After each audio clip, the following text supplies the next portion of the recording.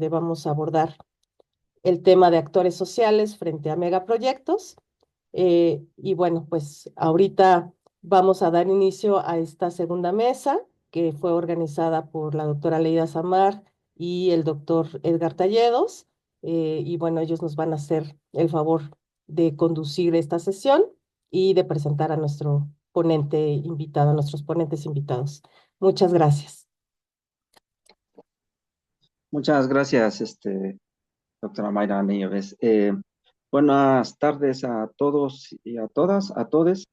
Muchas gracias por acompañarnos en esta segunda sesión de, como ya lo mencionó la doctora, de reconfiguraciones sociales y territoriales contemporáneas en el mundo rurales, que vamos a tener como conferencista magistral al doctor Bruno Milanés y como comentarista a la doctora Leida Samar.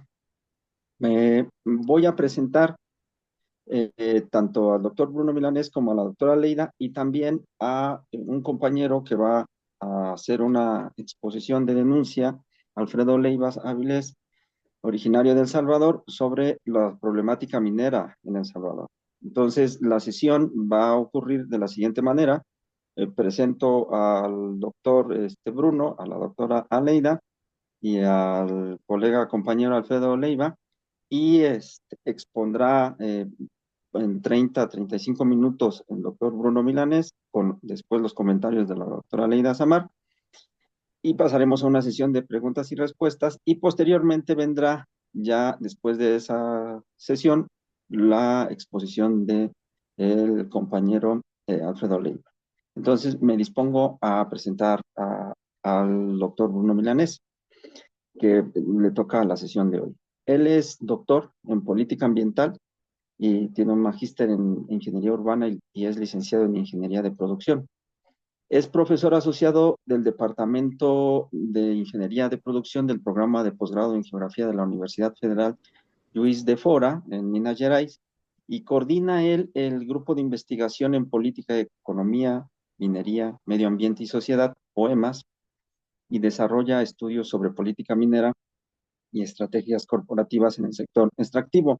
El doctor tiene una gran cantidad de artículos eh, sobre estas problemáticas mineras desde Brasil, y este es el que nos va a presentar en la conferencia magistral. Posteriormente, los comentarios van a venir de la doctora Leida Samar, quien es doctora en Economía Internacional y Desarrollo por la Universidad Complutense de Madrid. Es profesora titular de tiempo completo, titularse en la Universidad Autónoma Metropolitana. Es del Sistema Nacional de Investigadores nivel 2, es miembro de la Sociedad Internacional de Economía Ecológica, vicepresidenta de la Sociedad Mesoamericana y del Caribe de Economía Ecológica. Forma parte del Grupo de Iniciativa para la Transparencia de las Industrias Extractivas, integra la Red de Energía y Poder Popular en América Latina y además forma parte de la campaña Nuestro Futuro, Nuestra Energía. Integra además el grupo de Territorio, Género y Extractivismo, entre otros grupos, ¿no? Y ha recibido bastantes premios de investigación en docencia, además de que imparte conferencias magistrales en México y en América Latina. Y además que ha sido entrevistada en bastantes medios nacionales e internacionales, ¿no? En periódicos y revistas.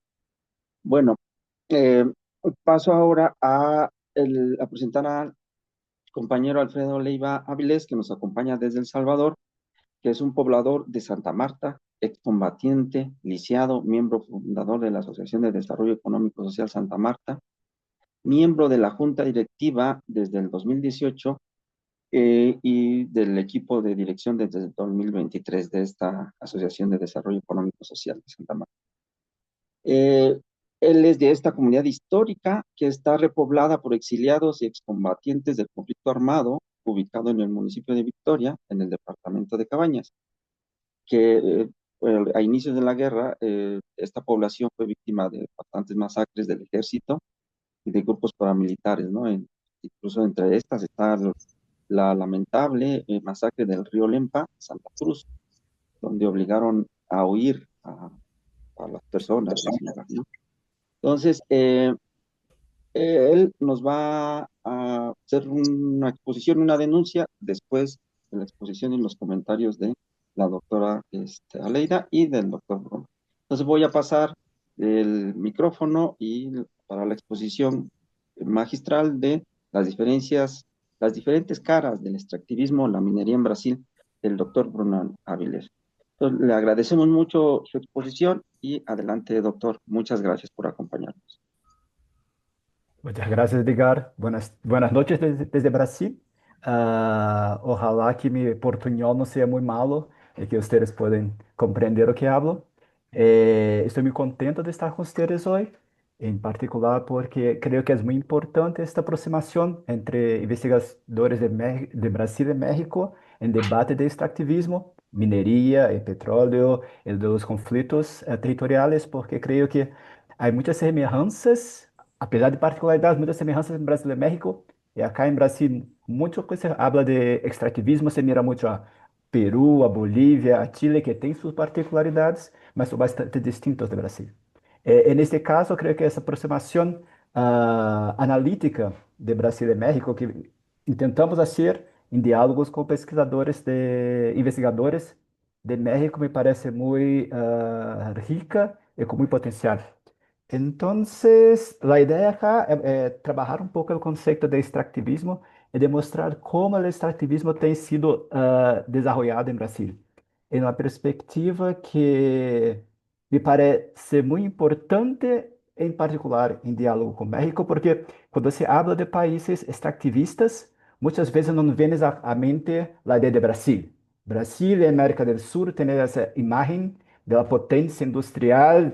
Alguma vez se fala de uma potência subimperialista em sua relação com Bolívia, com Colômbia, com Uruguai, com Paraguai. Pero o que vemos é uma degradação da dinâmica econômica do Brasil, do dinamismo econômico do Brasil, e, ao mesmo tempo, uma coleção de tragédias associadas ao modelo extrativista. Então, dialogar como o extrativismo se manifesta em Brasil me parece uma forma interessante de debater o papel do extrativismo no desenvolvimento de países de Latinoamérica. Bueno, dito isso, vou começar agora a compartilhar com vocês minha pantalla. Um segundito apenas. Acá. Creio que você pode ver. Sim? Sí, sí, sí, sí. Ahora se ve. Perfeito. Entonces, la idea hoy es empezar, pelo menos con una breve contextualización, hablar un poco de variedades de extractivismo, después cómo las distintas variedades se presentan en Brasil en diferentes momentos políticos. É interessante mirar como em Brasil se tem esta flexibilidade. As formas de extrativismo são diversas, mas sem perder a essencialidade, a estrutura do extrativismo. Hablando especificamente de mineria acá. Depois mencionar um pouco dos impactos sociais, ambientais e também dos impactos econômicos. Então, en la primera vez que hablé con Aleida, entendí que tenía como 45 minutos, me dijeron que son apenas 30, entonces voy a hacer un esfuerzo para ser más sintético y poder pasar por todos los puntos. Entonces, el marco de extractivismo que voy a poner acá en Brasil es un marco arbitrario, pero la análisis que hago empieza en los años 2000, ¿sí? Especialmente por conta de la grande expansão da globalização em mundo a partir desta fecha, em particular devido à entrada de uma presença mais intensa de China em comércio internacional. Então, temos uma ascensão que empieza nos anos 80, mas se torna mais acentuada nos 90 e a partir dos 2000, de todo o comércio internacional do mundo. E vamos ver que nesse período, China se torna a grande fábrica, a grande manufatura do mundo, tendo taxas de crescimento muito altos, muito mais altos que a média do mundo, e para ser isso, demandando muitos minérios, muitos minerais de distintos países.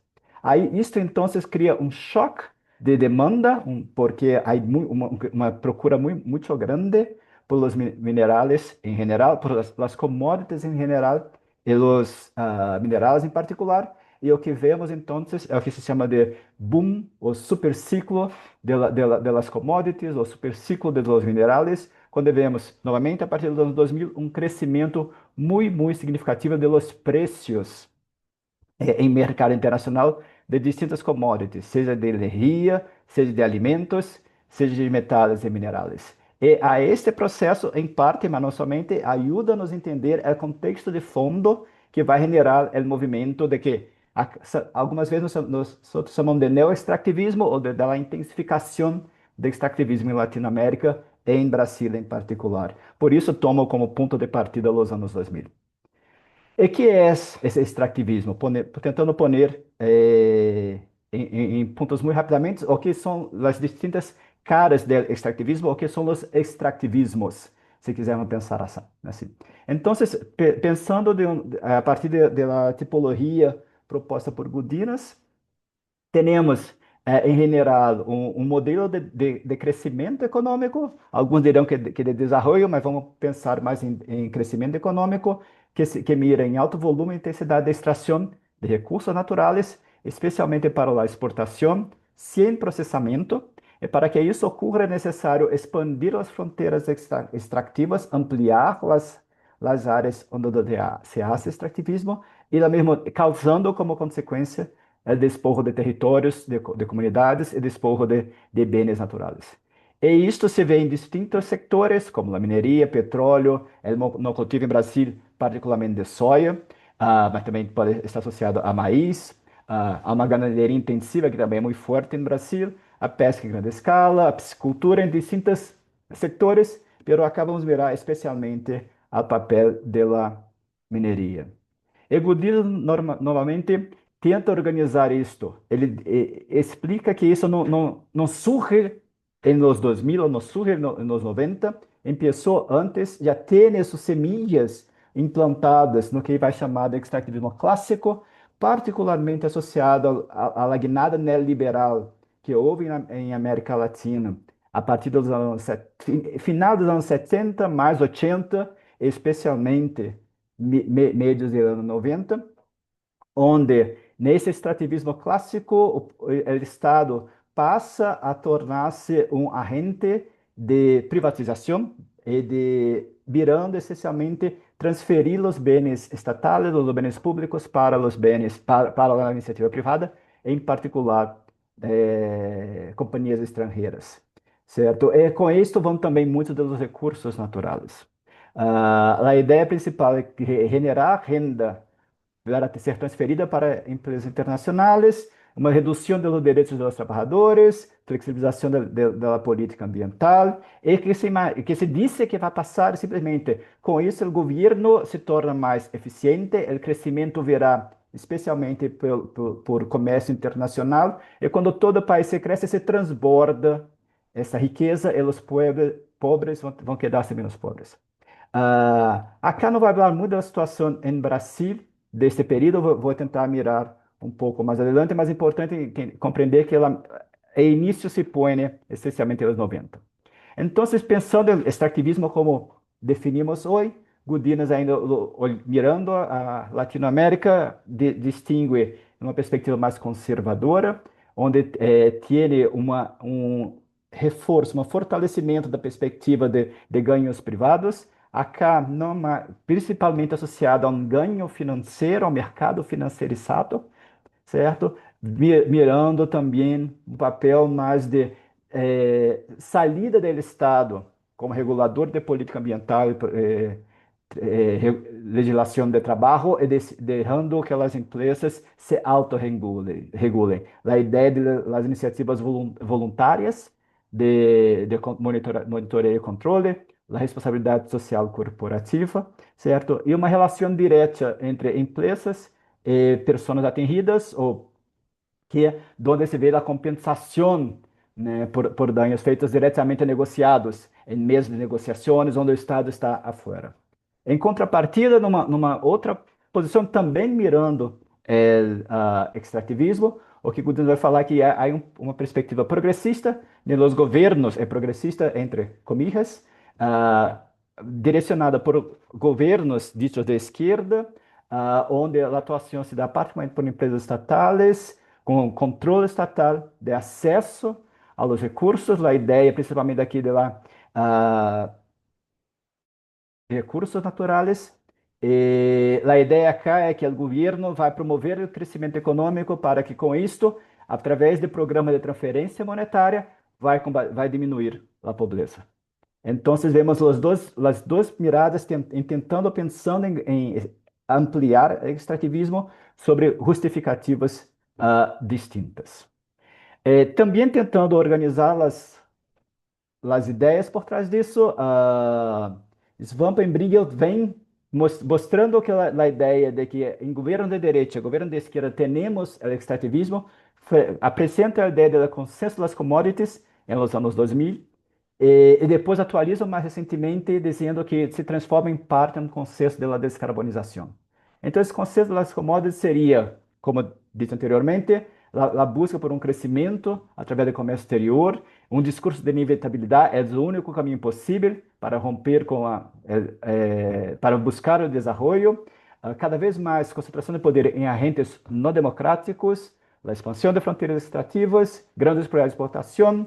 Acá nos conceitos de commodities, uma geopolítica ainda um pouco mais, vamos dizer assim, clara e definida, um Estado com papel basicamente de regulador da disputa e a legitimação disso pelo crescimento econômico, redução das desigualdades. Muito disso se mantém no período mais recente, agora em chamado Conselho de Descarbonização, também chamado de extrativismo verde, muito associado ao debate de crises climáticas, mas acá temos uma geopolítica muito mais complexa, em particularmente pela disputa entre o norte global e China, e nesse sentido, onde se põe, com que aliança se faz com Latinoamérica. Um Estado agora ecocorporativo que faz parcerias com as empresas, com a finança verde, e se institui os mercados de carbono, os mercados de neutralização de emissões, os financiamentos público-privados de grandes projetos de transição energética, e agora, de uma forma distinta, se legitimando os projetos como por serem a luta contra o câmbio climático. Portanto, para salvar o planeta, é necessário ampliar o extrativismo de minerais, para com isso tenhamos mais plantas solares, plantas eólicas e assim por diante. Então, muito rapidamente, tentando mostrar as distintas formas de manifestação de extrativismo. ¿Por quê? Porque em Brasil podemos ver de tudo. Então, passamos por um período clássico de governo de Cardoso, entramos em um período progressista do Partido dos Trabalhadores, com Lula e Dilma, numa versão mais tradicional. Temos a perspectiva conservadora com o governo de Temer e Bolsonaro, mas com variantes acá que são distintas, e particularmente a perspectiva apresentada por Bolsonaro, que nós acá chamamos de extrativismo marginal, não está muito bem descrito na literatura. Evolvemos a uma perspectiva progressista agora, com um manto de um discurso verde. Então, muito rapidamente, eu vou tentar pontuar como esses processos ocorreram na prática, na realidade. Apenas com um comentário, eu não vou me deter muito no governo de Cardoso, mas é muito importante ver que um dos principais componentes políticos de todo o extrativismo que vamos debater agora em Brasil se empieza em Cardoso com uma lei muito importante, que acá em Brasil chamamos de Lei Candir, que é o nome do ministro da época, se isenta de uma série de impostos e taxas a exportação de matéria-prima.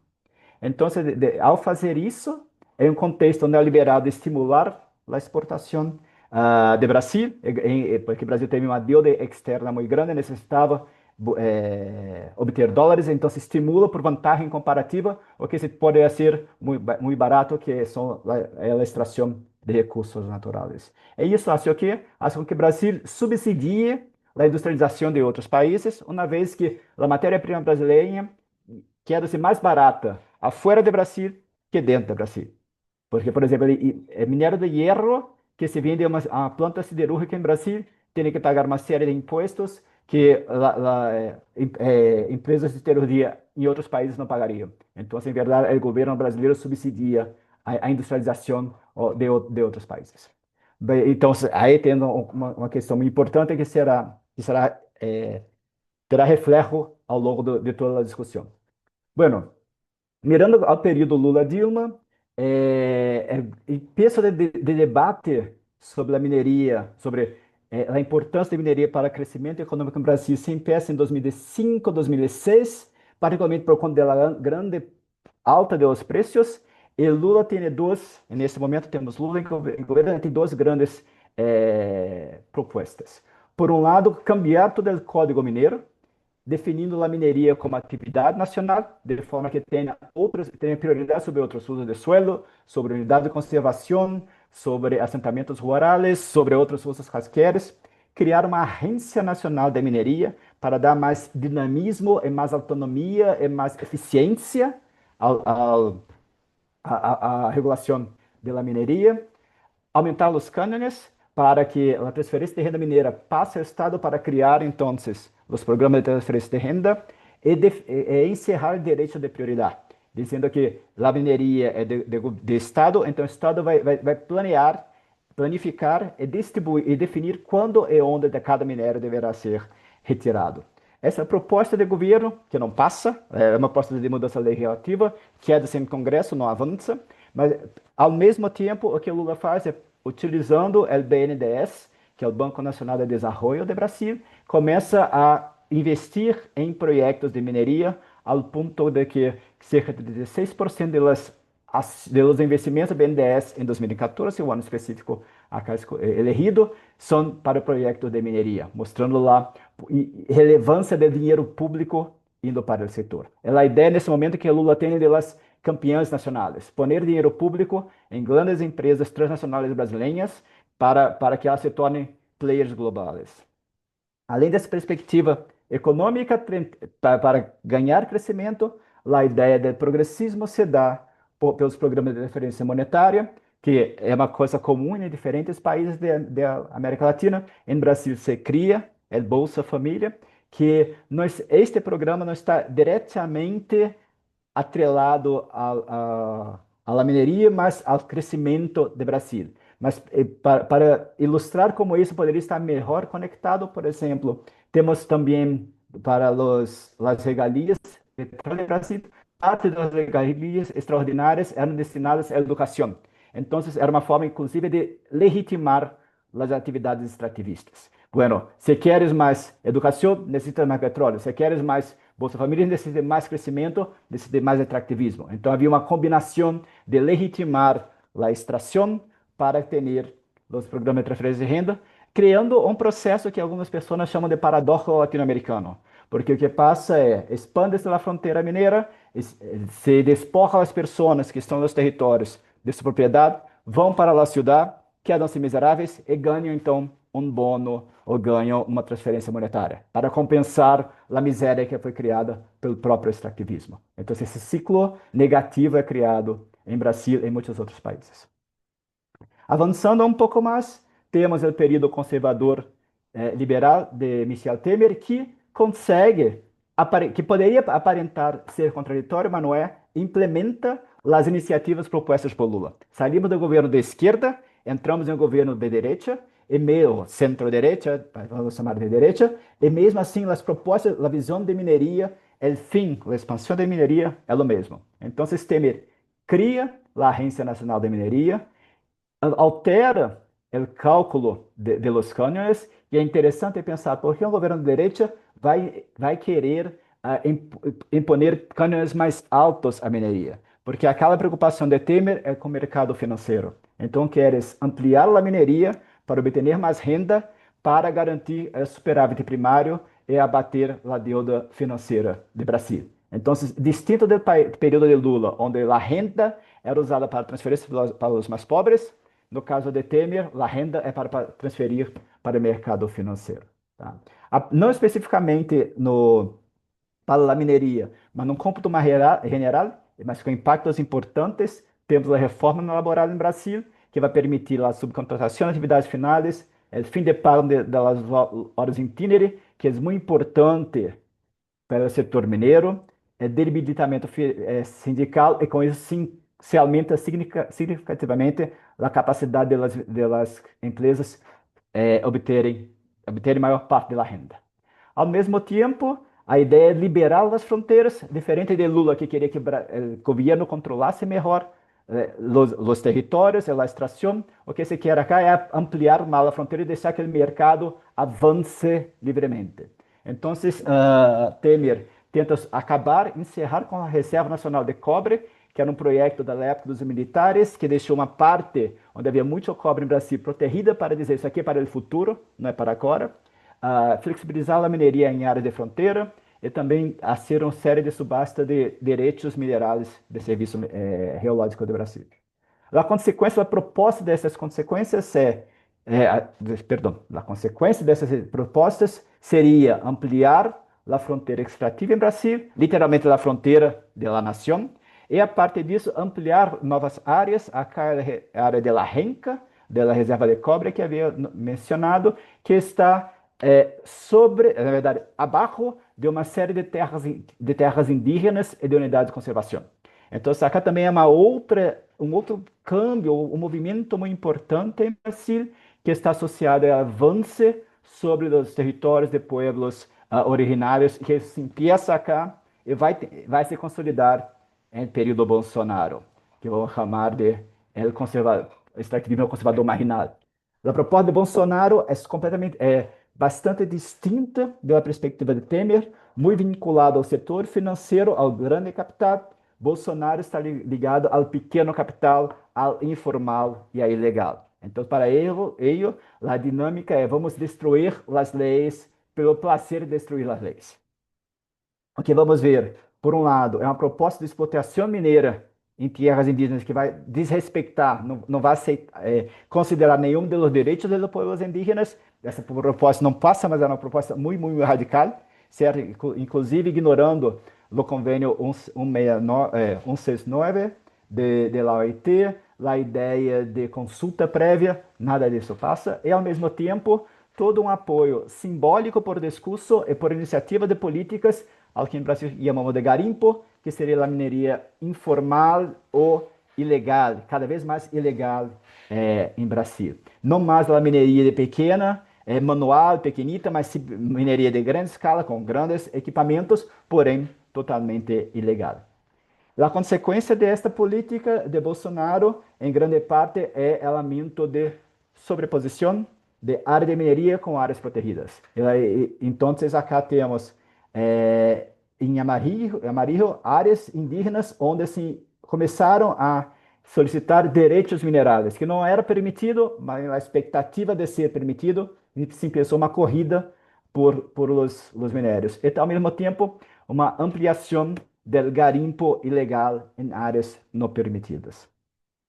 Outra iniciativa do Bolsonaro que foi muito importante nessa época, por conta do discurso da mineria, e antes disso, uma consequência desses estímulos de Bolsonaro ao garimpo, à mineria ilegal, é uma novidade em Brasil, uma coisa que nós não tínhamos acá antes, ou não tão forte, ao menos, tão forte, que é a emergência do narco, que chamamos de narco-garimpo, que é a associação dos mineradores ilegais em la Amazônia com os narcos, entendendo que as rotas para tráfico particularmente de cocaína por a Amazônia coincidem com o tráfico de contrabando e tráfico de ouro ilegal, a ponto que as mesmas pistas de aterrissagem, os mesmos pilotos, os mesmos aviões que às vezes transportam cocaína, às vezes transportam ouro. E isso leva aqui a uma maior militarização e também uma maior violência por conta das pessoas que atuam em mineração ilegal. Agora sim, uma outra iniciativa muito importante do ponto de vista de Bolsonaro durante a época da pandemia foi definir, desrespeitando o direito à saúde dos trabalhadores, foi a definição de mineria como atividade essencial em Brasil. E isso permite que, mesmo durante a pandemia, as minerias continuem a trabalhar, a funcionar, e como consequência, centenas e centenas de trabalhadores acabam adoecidos e vêm a morrer por conta de la Covid. E isso vai, mas se queda, apesar de todo esse sofrimento, se queda a mensagem de que a mineria é essencial, é mais importante que a saúde da gente. Isso, nós vamos mirar isso um pouco mais adelante. Volvemos agora ao governo de Lula, a última etapa. Em verdade, o debate de extrativismo verde se inicia em fines de Bolsonaro, pero é consolidado em governo de Lula, que vem com a política de apoio à concessão de licenças ambientais a projetos de los ditos minerais estratégicos, que em verdade é qualquer mineral. Não necessariamente a ideia de minerais estratégicos muitas vezes está associado a energias alternativas, a grande tecnologia, mas em Brasil, por exemplo, se coloca aqueles que são necessários para generar superávit comercial. Como o Brasil exporta quase todos os minerais, qualquer mineral no Brasil hoje em dia é considerado, particularmente minerais metálicos, são considerados estratégicos. E qual que é a vantagem disso? Tens um projeto que tem esse problema para obter a licença ambiental, se cadastra em el programa e terá um agente de governo ajudando-te a conseguir a licença ambiental, hablando com as agências de monitoramento, de monitoria e controle para que lhe deem o consentimento porque tu projeto é estratégico, certo?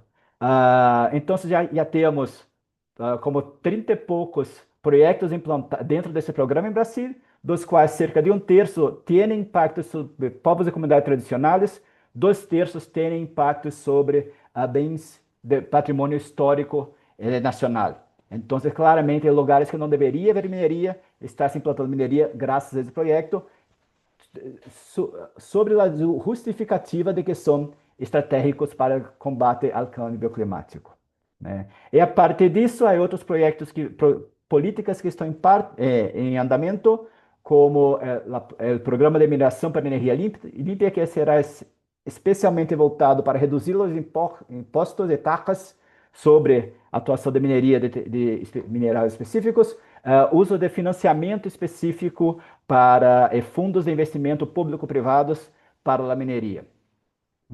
E para que tudo isso? Em verdade, para reproduzir o que hacíamos no passado, que era exportar. Então, pegando aqui alguns exemplos, em Brasil, como cerca de 80% da alumina produzida em Brasil, que é o estado inicial do beneficiamento de alumínio, é exportado. O cobre, 90% é exportado como concentrado, lítio 88%, manganês 85%, nióbio 90% exportado como níquel, ferro e nióbio.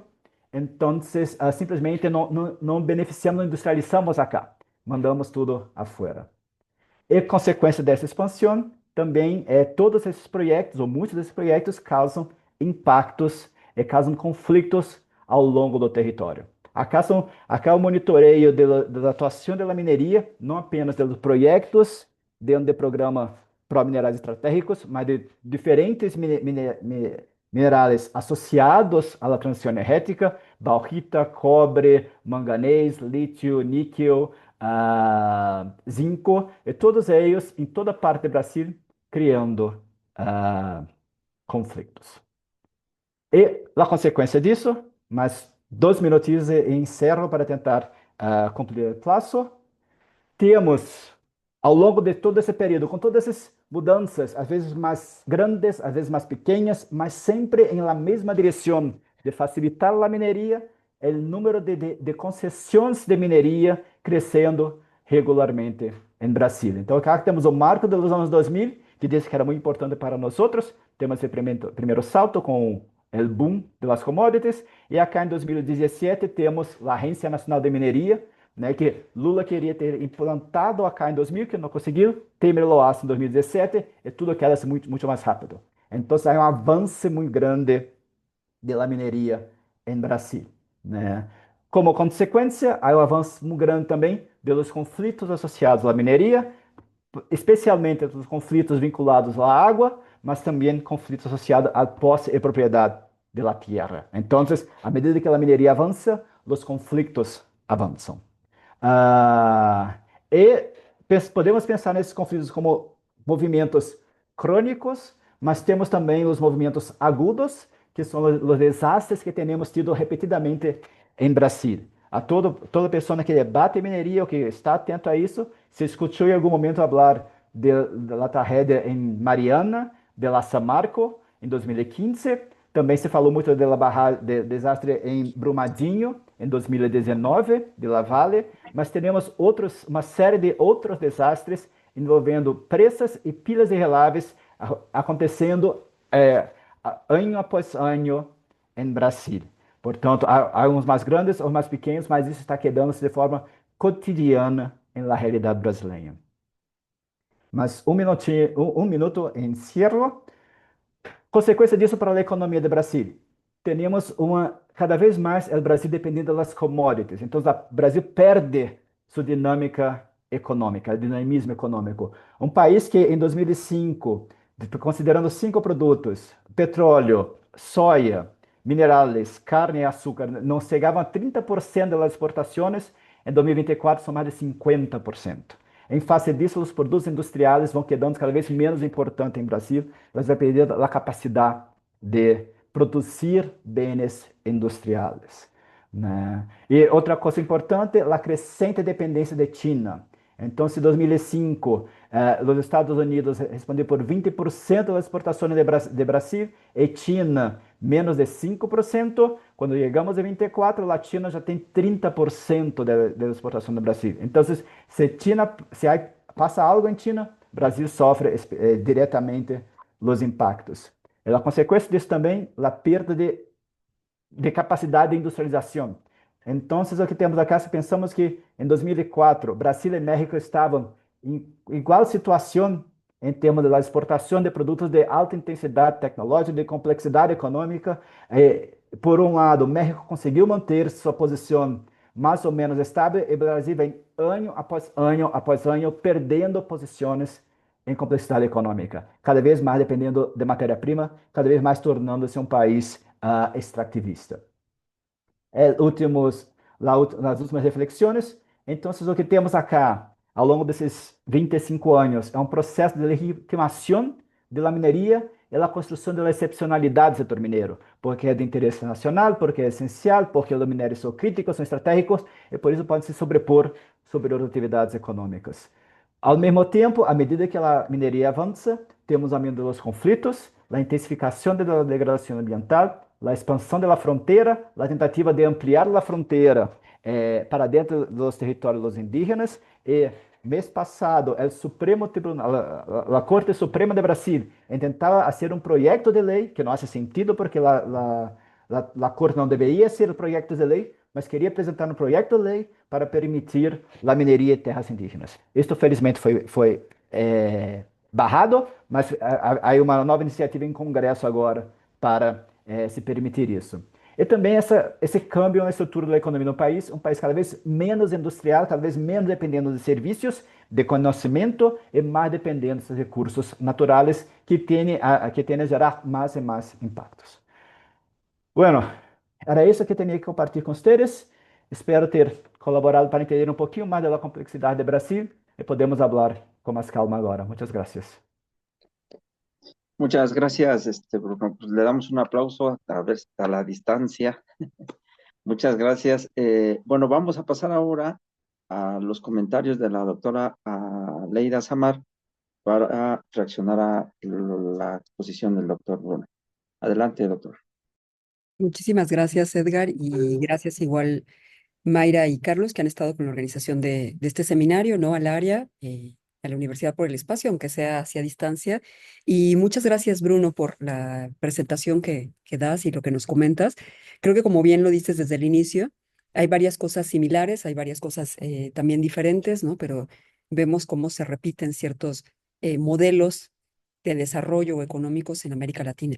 Antes de empezar a hacer comentarios de tu charla, a mí me gustaría comentar brevemente, ¿no? Que justo con varios colegas de Brasil, Bruno, Ricardo, Raquel, Luis, etcétera, hemos estado trabajando en un proyecto, ¿no? Que es el proyecto, ellos pertenecen a un grupo que se llama Poemas, que se dedican justo a trabajar principalmente temas de minería, pero también de minerales estratégicos ahora, no solamente de minería metálica y no metálica, sino también los que son estratégicos, que algunos obviamente siguen siendo metálicos o no metálicos, pero están en este proyecto. Desde hace varios años ellos ya han trabajado, investigado publicado varias cosas, pero también acompañan a las comunidades, también escuchan sus distintos puntos de vista, ¿no? Y con base en eso hacen distintas estrategias para poder tener también incidencia política. Entonces, eso me parece que es muy importante, ¿no? Incidencia tanto política como incidencia con las poblaciones también, y que van con mucha información a trabajar en distintos talleres también con las comunidades para saber qué está pasando y qué es lo que las comunidades quieren. Entonces, no solamente es la parte, digamos, teórica o conceptual o de datos o estadísticas, sino también es la realidad y las vivencias que ellos trabajan en este grupo, un grupo conformado por varios investigadores, investigadoras, ¿no? Muy interesante. Y afortunadamente, bueno, hemos tenido la suerte, la fortuna, ¿no? De algunas de los que estamos acá también, poder colaborar con ellos. Estamos en un proyecto justo acá, por ejemplo, está Carlos, ¿no? Ahora no está Isidro, tampoco está Iracema y otros compañeros que hemos conformado también un grupo para empezar a trabajar y hacer ciertas comparaciones entre la minería en Brasil y la minería en México. Entonces, en este proyecto más o menos ya llevamos ahí casi 2 años, ¿no? Estamos intentando que salga algo más concreto, algo más tangible, ¿no? Pero bueno, nos hemos dado la tarea de ver algunas similitudes y algunas diferencias y creo que por eso nos parecía que era muy interesante la charla de Bruno.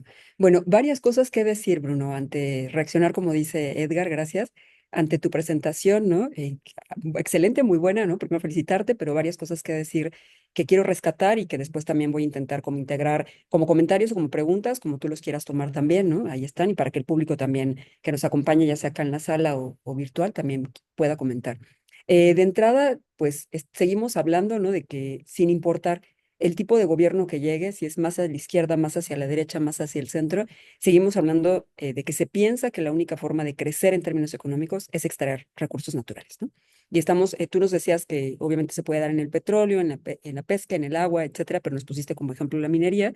Me llamaba mucho la atención esa gráfica que pusiste el porcentaje de minería que era el más alto, ¿no? Que otros sectores, por ejemplo, ¿no? De las, como tercera o cuarta diapositiva. Pero seguimos hablando entonces en el mundo, pero sobre todo en América Latina, de que pensamos que para poder salir adelante, para tener progreso y para poder crecer, tenemos que extraer, ¿no? Ese es como uno de los primeros puntos que creo que vale la pena poner sobre la mesa. Siguiente, que me parece muy interesante, falta analizar que esa extracción, como bien tú lo decías, no solamente es una extracción que de alguna forma se quede en los países, sino más bien son, digamos, materias primas que se van a otros lugares, ¿no? Como bien lo decías en la propuesta clásica de extractivismo de la que habla Gudinas, ¿no? Que justo estamos hablando de qué es un alto volumen, por lo tanto, al haber un alto volumen de extracción, hay destrucción. Hay destrucción del territorio, destrucción del paisaje, destrucción de las poblaciones, ¿no? Modificándose las formas de vida. Y además creo que aquí también me parecía muy interesante que nos comentabas que justo así como se extrae, prácticamente igual se exporta, ¿no? No hay como mayores cambios. Eso es interesante porque lo que nos damos cuenta es que aunque los gobiernos intenten justificar este extractivismo, no se está procesando y no se están quedando cadenas de valor. Y además, bueno, si agregamos, no sé en Brasil, pero por ejemplo en México, los salarios que se pagan a los trabajadores mineros suelen ser salarios, pues digamos, similares a otras industrias, pero el riesgo es mucho mayor, ¿no? Cuando estamos hablando de minería. Entonces creo que también vale la pena ahí poner sobre la mesa, ¿no? Y además las horas de trabajo suelen ser de 14 horas, por ejemplo, trabajadores que quedan muy cansados, que quedan además muy dañados en muchos sentidos, ¿no? Tú ya también lo comentabas que hay problemas de salud muy fuerte por este tipo de trabajo que se hace, por la fuerza que necesita, por el tiempo que se pasa en esos lugares, ¿no? Llama la atención que esto se repite en toda América Latina. Ahora nos pones tú los datos así precisos y las gráficas de lo que pasa en Brasil, ¿no? Pero lo mismo sucede en México. Llama la atención también ver que sí, que surgen cada vez más conflictos, conflictos socioambientales que a veces pueden ser por el agua, por la tierra, por el mismo beneficio que la población piensa que debe recibir, ¿no? Y además, cómo esto ha llevado también a que se militaricen más territorios y a que haya más violencia. Algo que me dejó pensando muchísimo fue la parte que nos hablaste justo del narco, ¿no? Narcogarimpo, como tú le decías, ¿no? En México ha habido cuestiones similares, creo que no a ese nivel, pero sí en la parte de Michoacán con los caballeros templarios, que justo se pusieron a operar una mina. Y también en Guerrero, ¿no? En otra de las empresas mineras de los proyectos, igual pasó lo mismo, que entraron a cobrar derecho de piso también. Entonces, acá yo creo que algo que quizá tendríamos que empezar a pensar nosotros de forma distinta o algunas alternativas es todo el dilema en realidad viene no solamente por una cuestión de extraer por extraer, sino ya decimos la justificación de crecimiento y progreso, pero me parece que estamos en un panorama muy complejo. En un panorama que por un lado sabemos que se están agotando o se está agotando todo el modelo que está basado en combustibles fósiles, que tiene que ver con petróleo, gas, minerales, etcétera, no todo lo que conocemos como combustibles fósiles. Y por otro lado tenemos una presión global por descarbonizar las economías. Entonces se ha dicho, se tienen que descarbonizar. Tú ponías perfectamente bien, hay una tablita, ¿no? De los commodities y del otro lado, justo lo que está pasando con este proceso ya denominado verde, ¿no? De transición energética, denominado transición energética. Entonces, estamos en un dilema porque por un lado nos dicen, hay que descarbonizar, las economías se tienen que volver verdes, pero ¿qué creen? Además, se están acabando los combustibles fósiles. O sea, no es tanto una preocupación real ambiental, sino sigue siendo una preocupación netamente económica. Y ahí me surgen varias cosas. Me surge primero pensar que desde nuestros países hay una ausencia de certidumbre institucional, lo que tampoco permite que a lo mejor se dé un cambio en este proceso energético, ¿no? Por otro lado, también hay una concentración del mercado energético a nivel mundial y global. Solamente unos cuantos son los dueños de ciertos pozos petroleros, de ciertas energías, de ciertos minerales, ¿no? Tú nos ponías también como ejemplo a China, ¿no?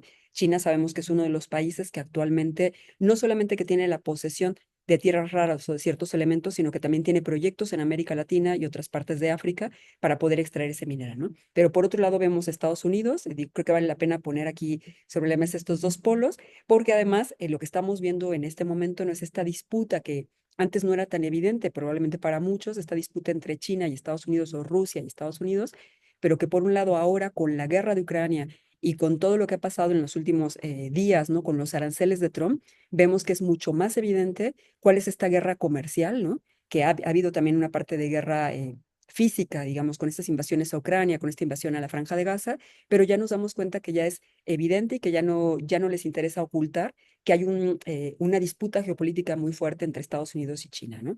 Y por eso Trump llegó a poner hasta 135% de aranceles para China. Pero por su parte, China también respondió diciendo que no va a exportar a Estados Unidos tierras raras ni ninguno de sus minerales, ¿no? Que no se los va a dar. Acá me parece que el debate es muy interesante porque ya no solamente estamos hablando del extractivismo minero que conocemos, ¿no? De llevar oro, de llevar plata, sino hay una pelea fuerte, ¿no? Y se están imponiendo aranceles y muchas otras cuestiones comerciales que están ahí debatiéndose por seguir pensando en si crecemos, por seguir pensando en el supuesto progreso, ¿no? Por seguir pensando en quién tiene la tecnología. Otra de las cosas que me parece interesante que se puede rescatar también acá es que en este cambio de supuesta transición energética y de este nuevo crecimiento, capitalismo verde, crecimiento verde, ¿no? Las empresas, lo que están, el papel de las empresas, de las grandes empresas, ¿no? Es entender la transición solamente como un mero cambio tecnológico.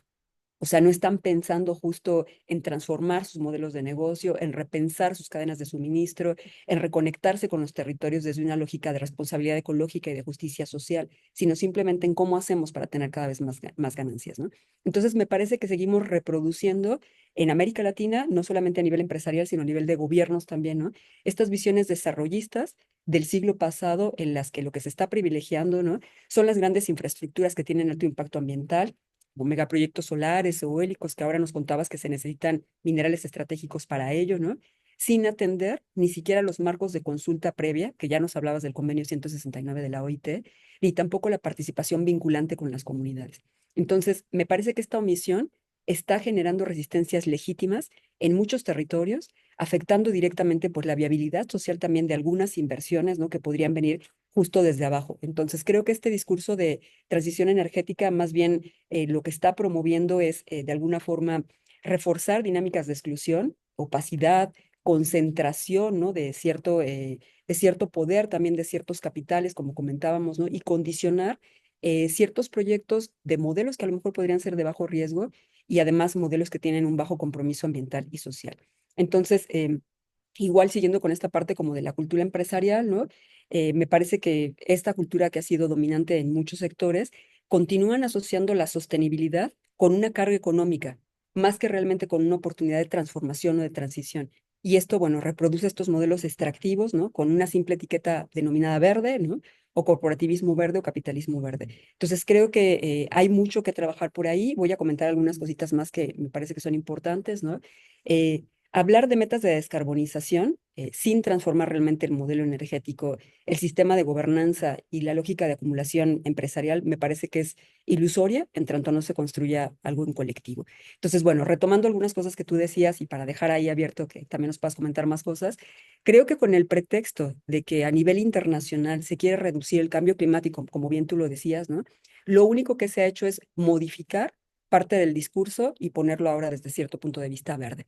Y aquí vemos a muchas de las empresas, ¿no? Que lo que están haciendo es hablar también de responsabilidad social, reciclar el agua, reciclar ciertos elementos, ¿no? De minerales que sabemos que no se pueden reciclar al 100%, poner alguna escuela, algún proyecto que más bien es como una compra de voluntades, ¿no? Con la intención, una, de que la población les permita tener ahí su proyecto extractivo y dos, de decir que están cumpliendo con ciertas reglas que además en la normatividad de los distintos estados están puestas supuestamente para llegar a esta transición o a esta parte verde o a esta sustentabilidad. Entonces, creo que sí habría que contemplar varios escenarios, ¿no? Además, también nos pone esto ahí sobre la mesa que no están siendo contempladas las comunidades indígenas, por ejemplo, que son justo dueñas de muchos de estos recursos porque están en sus territorios, el aire, el agua, los minerales, entre muchos más, ¿no? Y bueno, solamente voy a cerrar con dos comentarios más para no extenderme muchísimo, ¿no? Uno, creo que vale la pena esto que también decías, esta dependencia que ustedes están teniendo en este momento de China. Ahí nos damos cuenta cómo este modelo extractivista no funciona de ninguna forma, ¿no? Porque justo como tú bien ponías los datos, si pasa algo en la economía de China o si deja de comprar los bienes a ustedes, o en el caso de nosotros de Estados Unidos, entonces hay una caída en la economía. No solamente en el Producto Interno Bruto, sino también lo que se necesita para mantener proyectos sociales, proyectos económicos, infraestructuras, escuelas, vivienda, porque estamos acostumbrados a eso. Y ahí, bueno, voy al último comentario, ¿no? Me parece muy interesante que al plantear este panorama yo pensaba, acabo de regresar hace poquito de Bolivia, y yo pensaba en lo que está sucediendo allá, que es lo que nos puede pasar a nosotros como países netamente extractivistas. Ellos tenían petróleo, tenían gas y tenían otros recursos naturales, bienes naturales. Entonces ya no tienen, se acabó. Entonces actualmente tienen que estar importando, ¿no? Todo lo que se necesita con combustibles fósiles. ¿Y cuál es el primer problema que se ve, por lo menos que se ve en las calles? El primero es que no hay gasolina. Entonces justo hay unas filas enormes, ¿no? Están a punto de tener también elecciones presidenciales dentro de unos meses y entonces el ambiente se pone pues mucho más tenso, ¿no? No hay gasolina, la gente no se puede transportar, eso nos lleva también a que suba el transporte de alguna forma, a que suban de precio todos los bienes y servicios, porque para todo necesitamos no solamente transportarlo, sino el recurso como petróleo para procesar, ¿no? Por ejemplo, plásticos y otras mercancías. Y bueno, eso me lleva a pensar justo que los países siguen como con esta lógica de que va a haber otro recurso natural, otro bien natural que los va a salvar. En el caso de Bolivia dijeron, nos quedamos sin petróleo y sin gas, pero podemos tener litio en el futuro, que todavía tampoco han podido extraer y que presenta una serie de problemáticas sociales, ambientales y de distintos tipos, pensando en reservas y pensando en la situación.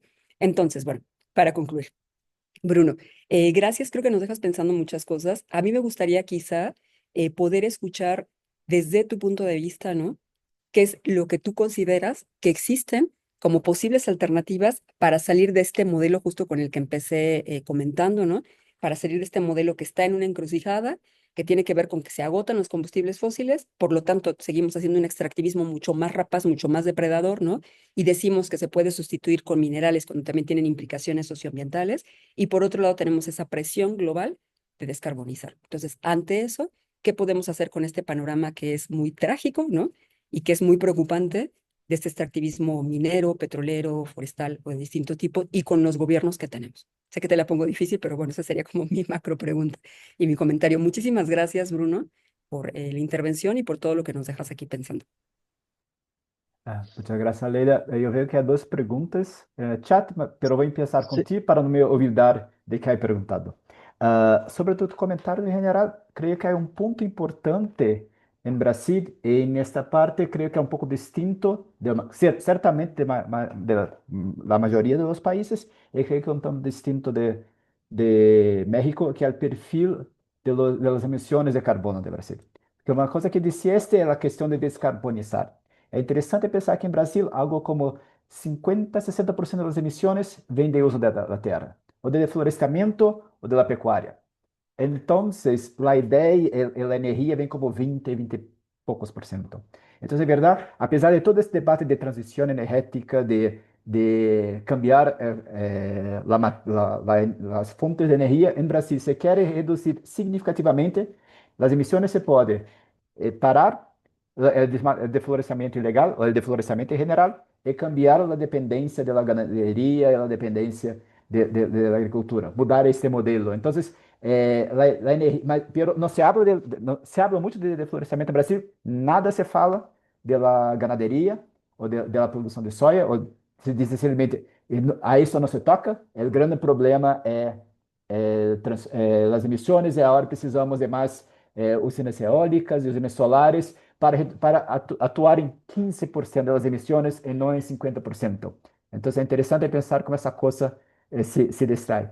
Em verdade, em Brasil hoje em dia, fazendo a conexão com o internacional, com esse discurso da transição energética, nós produzimos mais energia elétrica que temos capacidade de consumir e que temos necessidade de consumir. Em verdade, temos muitas usinas eólicas no Nordeste do Brasil que têm que generar energia, mas não conseguem transmitir porque não há demanda, não há necessidade dela. E agora se cria outro problema.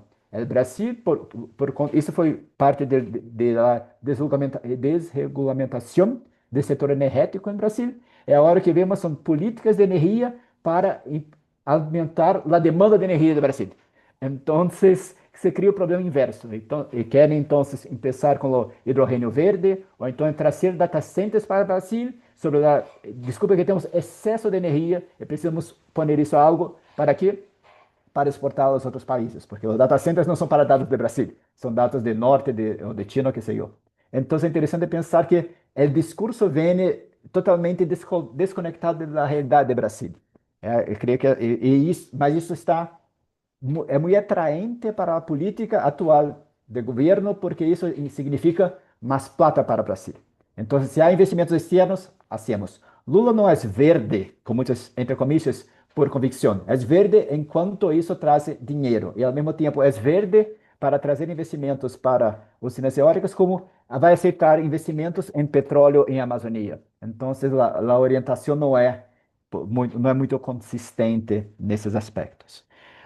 Em termos de alternativas, creio que tu has pontuado muito bem que não se pode pensar, não se pode restringir o debate de transição energética ou de descarbonização, porque senão, mirando solamente a perspectiva da oferta, porque senão quedamos simplesmente em discutir a questão de tecnologia. Cambiamos uma tecnologia por outra, mas os impactos continuam. Cambia na natureza dos impactos, mas eles continuam.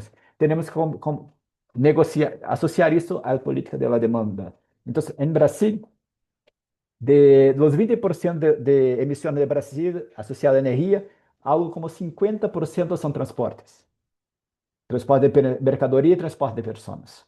Então, se quer fazer uma política séria de combate às emissões no Brasil, não necessita de mais plantas eólicas, necessita de transporte coletivo de qualidade que faça com que as pessoas não necessitem de coche privado, seja a lítio, seja a petróleo, seja a etanol. E com isso podemos repensar o modelo de transporte no Brasil. Isto é uma coisa essencial. Outra coisa que é muito importante nas discussões que temos acá, temos também que romper com a ideia de que a única crise que nós temos é a crise climática. Ela é urgente, sim, mas temos a crise de água, temos a crise que está associada, mas não é a mesma coisa, a crise de alimentos, a crise da biodiversidade. Há distintas crises ocorrendo no Brasil, no mundo. O problema é que as políticas de energia em Brasil, a política de transição energética, vão de encontro, elas avançam sobre as outras crises. Então, temos muitos projetos de mineria para minerais críticos da Amazônia que vão ampliar o deflorestamento e ampliar a perda de biodiversidade. Então, para solucionar uma crise, se piora a outra. Não faz sentido. Então, é necessário pensar de forma holística para entender como soluções enfrentam distintas crises simultaneamente. Em este ponto, volvemos ao debate que tínhamos em final de 2010, temos que cambiar o modelo de desenvolvimento. Entender outras formas de pensar e aprender, por exemplo, com as comunidades tradicionais, com comunidades mais pequenas, como pensar algo que não está simplesmente associado ao bem-estar, ao consumo e à industrialização, à manufatura e à exportação. Então, creio que há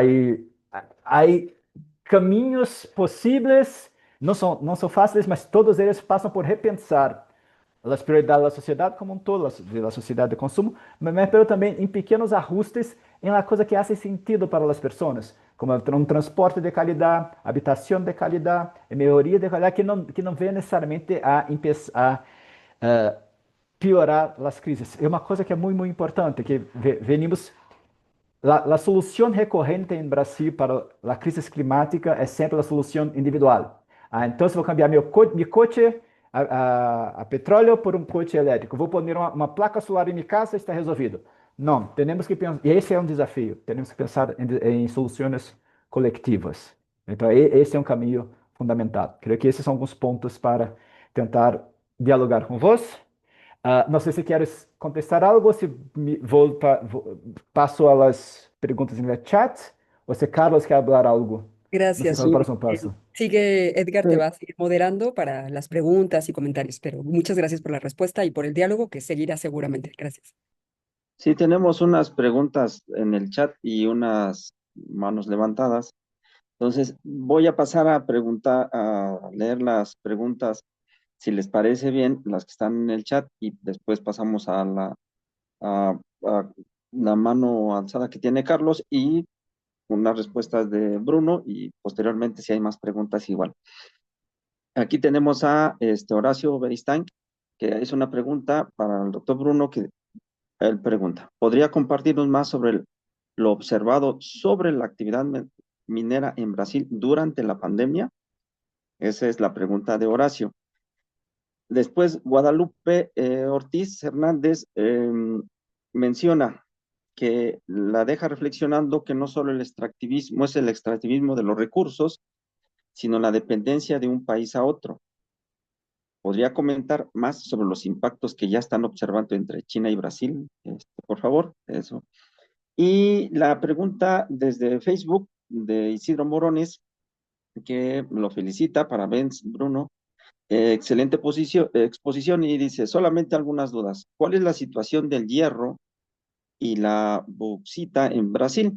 ¿También se exporta con un procesamiento menor al 20% como el cobre u otros metales que Brasil produce? ¿Cuál es el proceso del territorio brasileño concesionado a la minería? Saludos. Tenemos otra que llegó, la voy a agregar, discúlpame, para agregarlas todas y tenemos la respuesta, y después, si quieren, ya abriremos otra sesión de preguntas.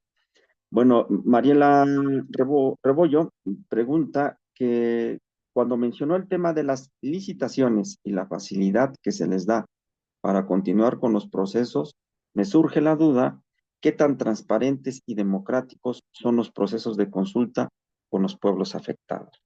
Esas son las preguntas que tenemos en el chat.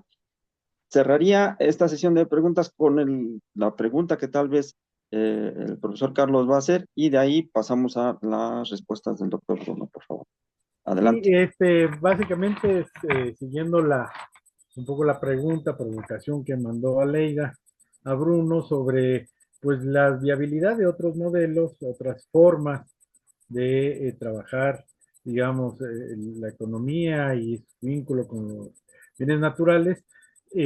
Yo estaría viendo en el escenario más bien una nueva forma de extractivismo, o sea, que se sumaría a estos extractivismos clásicos, progresistas, conservadores, que es este extractivismo, no sé cómo llamarlo, de la era Trump, ¿no?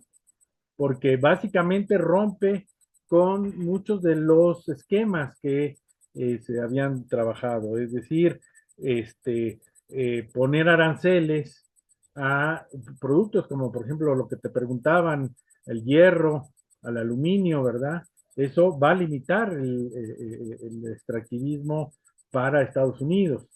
O, digamos, esta descarbonización, pues ya el gobierno de Trump declaró su amor platónico hacia el carbón, va a extraer petróleo de donde haya, se salió de todos los programas y organismos internacionales de la descarbonización, es decir, es un tema que ya no, por lo menos mientras esté este personaje, pues no va a estar en la escena. Es decir, volvemos a un extractivismo, por un lado, muy controlado por los estados nacionales, pero vinculado, digamos, a un modelo industrial de uso expansivo nuevamente de los combustibles fósiles.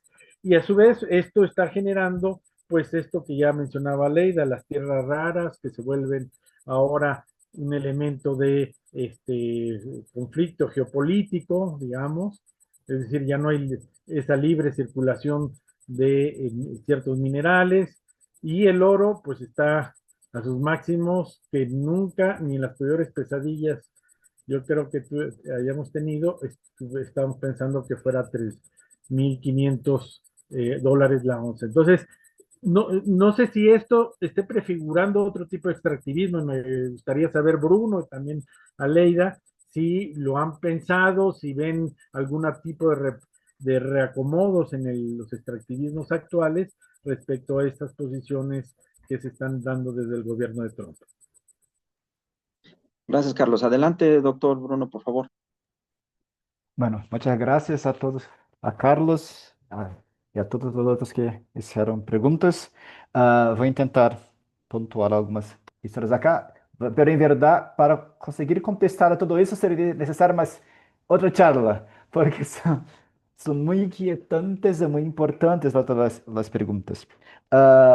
Cuanto a la pregunta de Horacio sobre la cuestión de la pandemia. Bueno, lo que pasó en este momento fue que durante el gobierno de Bolsonaro, cuando se tiene la pandemia, se tiene el lockdown, nada funciona.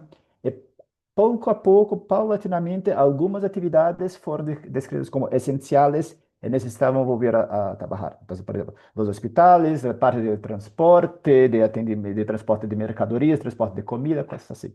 Y la minería no estaba. Entonces, meses después, por conta del lobby del sector, se hace um novo decreto dizendo a mineria essencial. E isso se força as pessoas a volverem a trabalhar. E isso é importante porque havia uma preocupação sobre como manter, curiosamente vamos ver exatamente em 19 o preço de los minérios cai em Brasil particularmente, mas no mundo caindo porque a economia mundial está parada. Pero o que estou haciendo foi continuar a extrair mesmo a preços baixos para ser estoque, porque em 2020 há grande aumento do preço por conta da demanda reprimida de tudo que estava parado, então há grande lucratividade por conta das empresas. Mientras, como consequência disso, que vimos acontecer foi em distintas partes, distintas minerias, grandes minerias em Brasil, por conta da condição de trabalho, muitos e muitos trabalhadores quedando-se adoecidos e pior, naturalmente levando a doença para sua família. Então, há estudos que apontam centros, cidades de grande intensidade de mineria, onde você tem explosões muito significativas de adoecimento por conta da exposição dos trabalhadores. Então, foi um período muito duro para a região de mineria em Brasil, por conta dessa condição, desse recrudescimento da extração e da intensificação da extração durante um período tão crítico da saúde pública em Brasil. Não sei se Horácio tem interesse particular sobre esse período, mas nós temos publicações da época de 2020 e depois posso compartilhar com a Leida e passar o que temos de dados mais precisos sobre esse período. Sim. Guadalupe pergunta a respeito da dependência de China e Brasil. Esse é um tema muito importante em Brasil, porque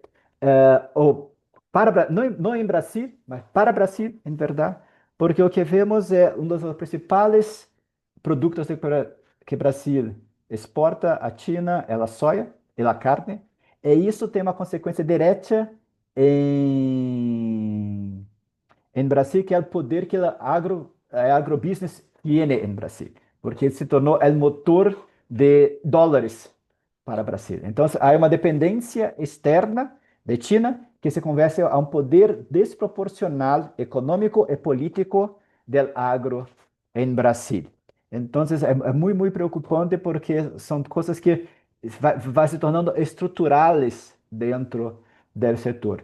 Curiosamente, em ponto de mineria, é interessante pensar que só agora temos um processo, é uma coisa que mas posteriormente devemos falar, Leida, sobre a entrada de minerias chinas em Brasil, porque os chinos fisicamente vêm mais tarde a Brasil. Teremos um grande avanço para a parte pacífica da América Latina, muitos chinos em Peru, em Equador, em Chile, e agora em Brasil estão começando a chegar, porque antes o que faziam era ou participação acionária em empresas brasileiras, ou simplesmente comprando os minérios que as minerias brasileiras exportavam. Então, em mineria, estamos em um novo processo, e creio que isso talvez cambiará um pouco a percepção de la relação Brasil-China por parte dos brasileiros. Os chinos estão muito fortes aqui na parte de infraestrutura e energia, muito em energia também, em eletricidade, né, a transmissão. Ah, eh, em eletricidade e agora começam a fazer outros investimentos, quiçá também em mineria, em os minerais críticos. O que mais que temos acá? La pergunta sobre bauxita e hierro. Bueno, em Brasil, algo como 75, 80% de hierro extraído em Brasil é exportado como mineral. Não é beneficiado, não se torna hierro, não se torna acero, é simplesmente o minério, ponto. Tira de la mina, põe em navio e lo envia para fora. Em bauxita, cerca de 15% da bauxita é exportada, a maior parte se no Brasil, mas como eu disse, se transforma em alumina, que é a primeira etapa de beneficiamento, não tem valor agregado, e se exporta 75% da alumina do Brasil. Então, há alguns minerais que são exportados simplesmente na forma mais bruta, como concentrado, ou na primeira parte de beneficiamento, como a alumina, ou como a liga de hierro-nióbio, que é uma parte intermediária, pero nunca como produtos acabados, produtos de grande intensidade, intensidade tecnológica. Quanto à questão dos povos afetados, a importância com democráticos, esta é uma questão muito, muito importante e muito nova no Brasil, porque não há muito tempo, a ideia de, inicialmente o que passava era, a OIT havia a interpretação de que se aplicava somente aos indígenas. E gradativamente Yo así estoy, se que se lo voy a ampliou. presentar el miércoles. Gradativamente ¿Pueden Miércoles, cerrar sus ¿cómo? micrófonos, compañeros? Perdón, Sí, disculpen. Si Ed pueden apagar el Medina, micrófono, por favor, Ed no, Medina. disculpa que de la colegía mañana van a ese lanzamiento. Yo tendría que ir con ellos. Disculpa, profesor. Cierre No su micrófono. No pasa nada. Adelante. Tranquilo. Adelante, profe. Sí, sí, seguimos. Entonces, se começou a se perceber que se podia aplicar a ideia de consulta prévia a outros povos tradicionais, a los afrodescendentes e também a pescadores artesanais tradicionais, a pessoas ribeirinhas que vivem cerca do rio, e criou-se um grande movimento político de exigir a consulta prévia. O que vemos, que dá cada vez mais forte, haciendo diferença. O que vemos agora são projetos de lei, tentaram passar um projeto de lei em Minas Gerais, estado que estou, em que se institucionalizava, se tornava em lei o procedimento de consulta prévia. Então, não é mais uma coisa que depende das tradições, mas o Estado vai dizer, é assim, para permitir o quê? Que a empresa de consultoria lo haga a consulta prévia, seguindo um roteiro previamente definido. Isso está em disputa, a lei caiu, mas é uma tensão, é uma novidade que está muito tensa em Brasil e com muitas dinâmicas, muitas novidades para se estudar. Por fim, quanto a Carlos, a questão de terras raras, há um projeto muito interessante em Brasil agora, está sendo expandido agora, ele foi o projeto Sierra Verde, é em Goiás, cerca de Ricardo, que é um projeto que tem plata dos Estados Unidos, de investidores dos Estados Unidos para sacar terras raras, porém, antes de vir essa plata dos Estados Unidos para a expansão, todas as ventas estavam para os chinos. Então, o que passa agora é que os Estados Unidos financiam a mina que vende a los chinos, porque os chinos são os únicos que têm tecnologia para beneficiar das tierras raras pesadas que têm allá. Mas isso mostra quão confusa é a confirmação agora. A empresa, apesar de estar em Brasil, a sede, obviamente, é em la gran lavanderia chamada Suíça. Então, tem uma combinação perfeita de quão caótico, fazer um mapa desse sistema Es algo que simplesmente vale uma classe. Pero sim, temos, creio que a ascensão de Trump é uma coisa que a mim me encantaria escutar mais de vocês em México, porque eu creio que vocês são especialistas em Trump, ou Estados Unidos, que nós outros em Brasil. Pero en la parte de minería en particular, nosotros no somos tan afectados hasta el momento. En parte, hay una preocupación con el acero de Brasil. En verdad, se exportaba mucho aço de Brasil para los Estados Unidos. Ahora no se sabe cómo va a ser. Están muy preocupados porque lo más posible es que el aço, el acero de China que ia aos Estados Unidos, virá a Brasil, e as usinas de Brasil vão todas perder plata. Então, são efeitos colaterais da dinâmica de Trump que temos que ligar os pontitos em diferentes partes do mundo para compreender a imagem general. Entonces, el extractivismo en Brasil, el extractivismo verde está mucho más ligado, en parte a China, do ponto de vista de minerales, en parte a la Europa, por conta de energía. Entonces, no temos mucha clareza sobre el efecto de Trump en la minería. En Brasil, el extractivismo en Brasil. Hay una cuestión con muchas empresas de Estados Unidos que estão acá, a mirar como funciona. Mas há um ponto também que é muito importante nisto, é que em muitas partes, alguns dados mostram que a generação de energia elétrica a partir das fontes renováveis já estão mais baratas no mundo em geral do que por fontes fósseis. Então, há um movimento natural do mercado nessa direção, e a mirar como Trump vai impedir artificialmente isso ou não. É o grande ponto de interrogação que temos que aguardar e ver o que passa. Mas muitas graças por as questões e me encantaria debater um pouco mais sobre isso posteriormente. Muchas gracias. No sé si alguien más tenga algún comentario, una pregunta. En el chat no hay ninguna otra más que agradecimientos por la exposición. Si no es así, yo quisiera hacer una... Está Mayra.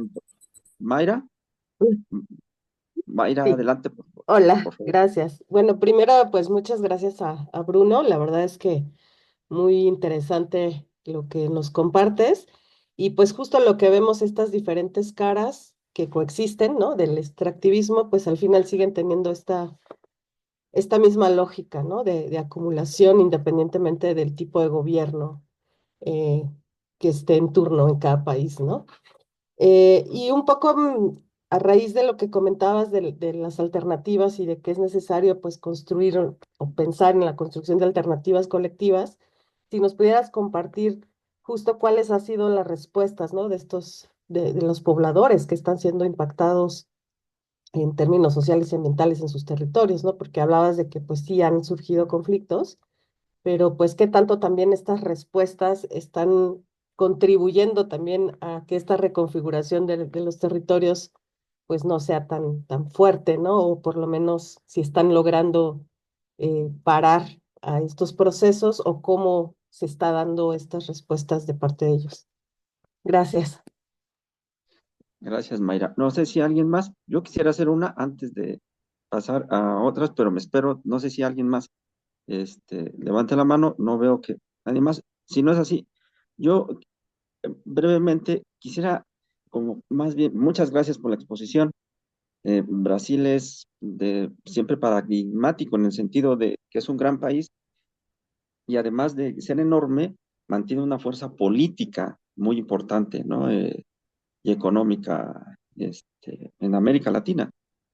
En relación a eso, quisiera un poco abrevar de lo que ya dijo el doctor Carlos y Aleida sobre si hay una recomposición del extractivismo como una nueva forma de acumulación, pero básicamente que un poco lo mencionas tú, Bruno. No quiero, pero hay que sacar algo. Efraín, puedes cerrar gracias, disculpa.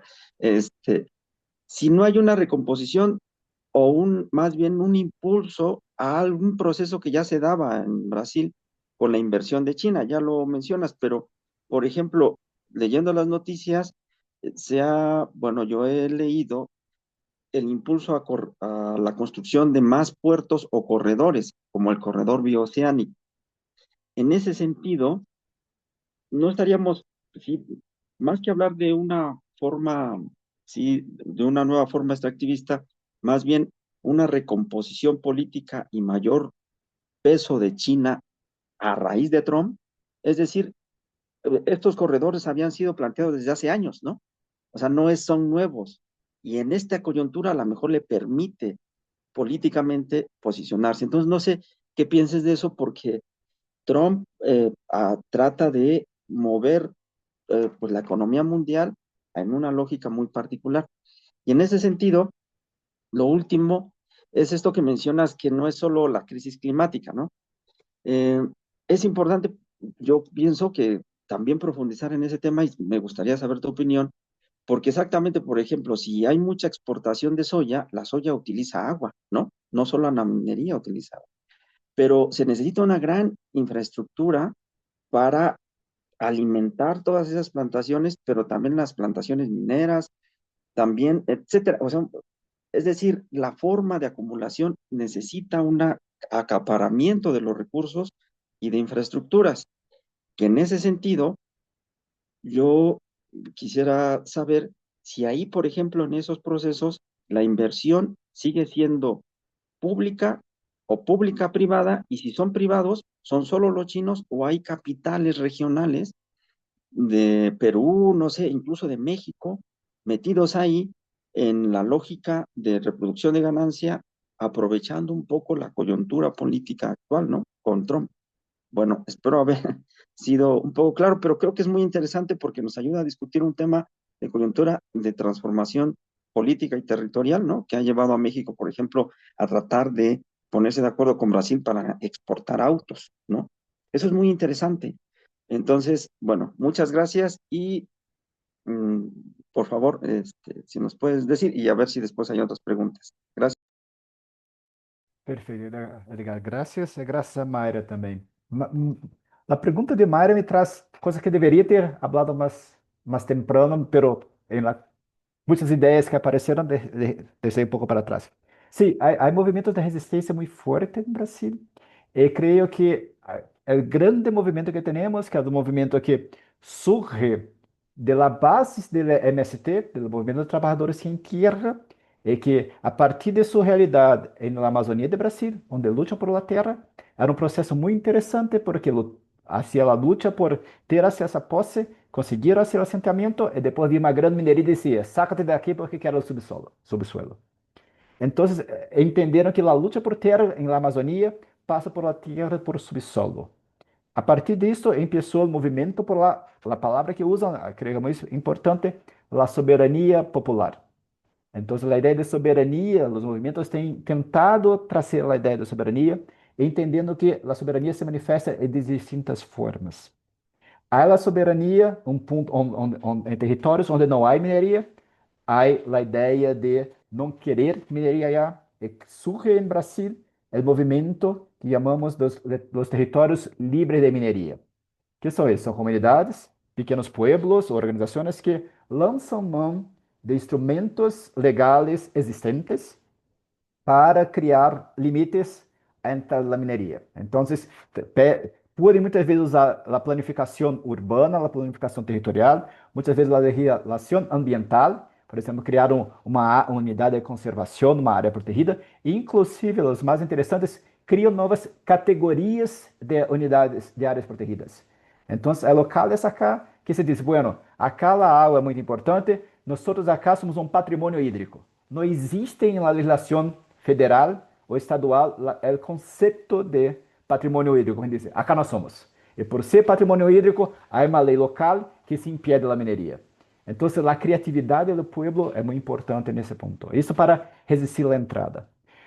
Pero se sabe que há também locais onde já se há mineria e há locais em que as pessoas quizá querem a mineria. A soberania, então, se manifesta de outras formas. Numa parte, al discutir o ritmo e a escala da extração, então, não se pode vir trazer montes de homens de afuera, porque vai criar todo um grande desestruturar a situação local e pensar projetos mais pequenos, com crescimento mais pequeno, que permite incorporar parte da população, ou mesmo locais que já existem isso, garantizar que se crie condições de contratação de pessoas locais e se pense no futuro. Então, conectado a la ideia em las áreas que a mineria, de definir o ritmo, a escala, o tamanho dos projetos, o que fazer com a renta mineral. Porque em Brasil, as regalias, né, os cânones, são como a mineria é uma concessão federal, toda a plata vai para o governo federal que distribui em municípios, estado, governo do estado, é parte do governo federal. E a maior parte, como 65%, vai para o governo municipal, governo local, que faz o que quer. Então, temos também movimentos de comunidades que dizem, não, a este movimento, a importância dessa renta é para garantizar que cada vez mais dependemos menos da mineria. Então, essa plata tem que ser investida em atividades que diminuam a importância local da mineria.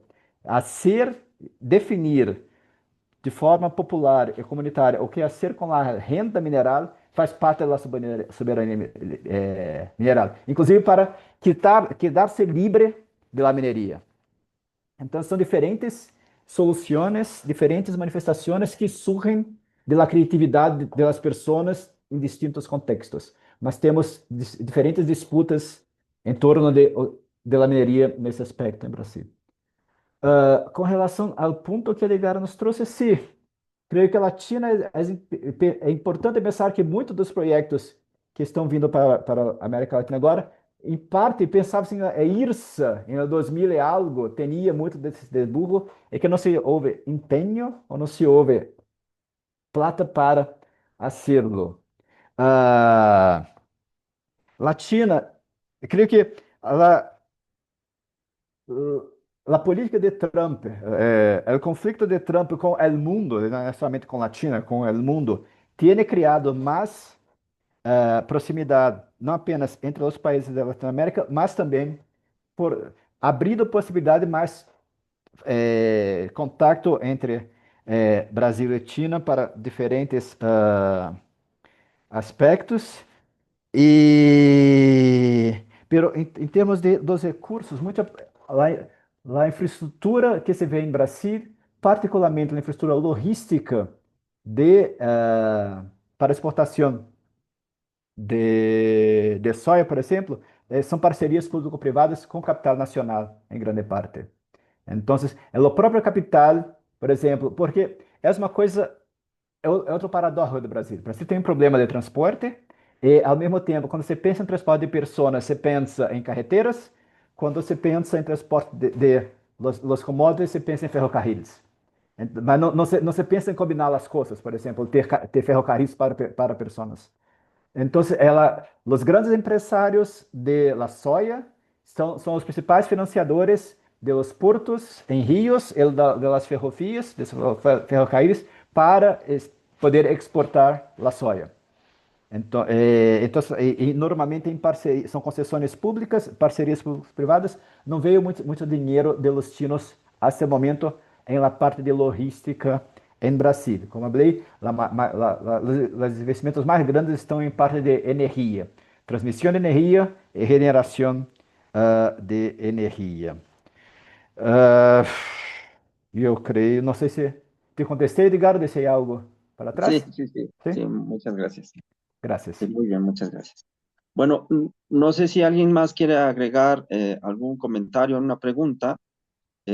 Si no es así, bueno, no sé si también el profesor Bruno quiere agregar algún otro punto. Y si no, para pasar a la presentación del compañero Alfredo Leiva Avilés, si se encuentra en la sala.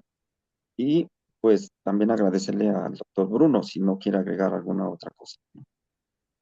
Não, Edgar, creio que hablei de los pontos mais importantes. Queria agradecer muito a oportunidade de estar com vocês agora e por las perguntas, por o interesse.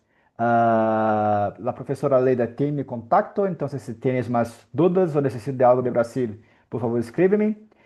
Eu terei que me ausentar agora porque tenho que dar classes. Agora, como em 15 minutos, eu tenho que tomar uma água, respirar um pouquinho para encarar umas 2 horas com meus estudantes. Pero gostaria de saludarte, saludar a todos vos y agradecer por la oportunidad. No, muchas gracias por la exposición, muy amable. parabéns, como se dice en portugués. Agradecerte mucho tu exposición, ha sido de gran ayuda. Recuerda que va a quedar en los canales de Facebook del Facebook del área y pues quedamos en contacto y seguramente nos estaremos viendo pronto. Y muchas gracias y saludos a todo Brasil, los alumnos, a todos. Muchas gracias. Nos vemos pronto. Hasta luego. Hasta luego, gracias. Bueno, compañeros, ahora vamos a pasar a la última parte de la sesión de esta sesión con la exposición que nos va a hacer el compañero Alfredo Leiva Áviles, como ya había mencionado al inicio, que él es poblador de Santa Marta y es un excombatiente, ¿no? En El Salvador. Es fundador de la Asociación de Desarrollo Económico Social de Santa Marta. Bueno, él es un luchador, un activista que nos va a relatar y a exponer todo lo que acontece en este lugar y, bueno, relacionado a minería. Le pasamos el micrófono, igual tendrá una exposición de unos 20 minutos, si le parece bien, 15, 20 minutos, y después para dar oportunidad a una serie de preguntas, comentarios, para alargar pues, el diálogo, ¿no? Entonces, adelante, compañero, y agradecerte mucho que estés con nosotros, ¿no? Adelante, por favor. No, muchas gracias a ustedes por el espacio, también al doctor Bruno por la exposición, los comentarios de la doctora Leida, muy importantes. Y precisamente cuando hablamos de este tema de la minería, precisamente es como estar leyendo lo que está pasando ahora mismo en El Salvador. Y precisamente nosotros queremos plantear en este espacio en los efectos en el ámbito social de los proyectos extractivistas como la minería. Y precisamente en este momento nosotros tenemos a 5 compañeros criminalizados por la lucha que han desarrollado frente a los proyectos mineros. Nosotros en el pasado nos vimos enfrentados a este tipo de proyectos, una lucha que comenzó por el 2008, 2009 y que nos llegó pues a través de esa misma lucha este, eh, lograr un consenso nacional y convertirnos en el primer país en el mundo de prohibir la minería metálica por ley. Sin embargo, con la llegada del actual presidente, pues en 2019, ya a partir de un año de su gestión, se empezaron a ver indicios muy fuertes de que querían derogar la ley que prohíbe la minería y aprobar una nueva ley para impulsar este tipo de proyectos. Entonces, nuestros compañeros que en el pasado estuvieron al frente de esta lucha empezaron a denunciar todo lo que se estaba haciendo para reactivar la minería. Y eso llevó pues a que el 11 de enero de 2023 fueran detenidos en sus casas de habitación en la madrugada, acusados de un crimen, de un supuesto crimen que ocurrió durante el conflicto armado de los años 80. Entonces, es un proceso judicial que hasta ahora todavía continúa y que tiene muchos vicios característicos de una criminalización, no por hacer justicia a una familia en concreto, sino precisamente por su lucha ambiental. Entonces, consideramos nosotros importante denunciar en estos espacios y que más personas se enteren de lo que está ocurriendo en El Salvador, porque cuando el doctor planteaba, por ejemplo, ese modelo extractivista, precisamente en El Salvador se plantea como la única respuesta a mejorar la economía tan deteriorada que tiene el país a partir de que la estrategia del presidente actual ha sido saquear las arcas públicas a partir desde la pandemia. Se decretó un régimen especial que no se rinde cuenta.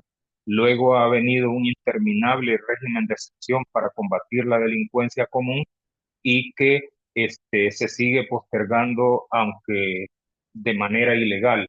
porque la Constitución de la República de El Salvador permite que este tipo de estrategias se puedan realizar por un tiempo determinado y quizás postergarlo un mes más. Sin embargo, ahora ya llevamos más de 3 años en régimen de excepción, donde se ha encarcelado a toda aquella persona, no solo que haya estado involucrada en grupos delincuenciales, sino a toda aquella persona que piensa diferente al presidente.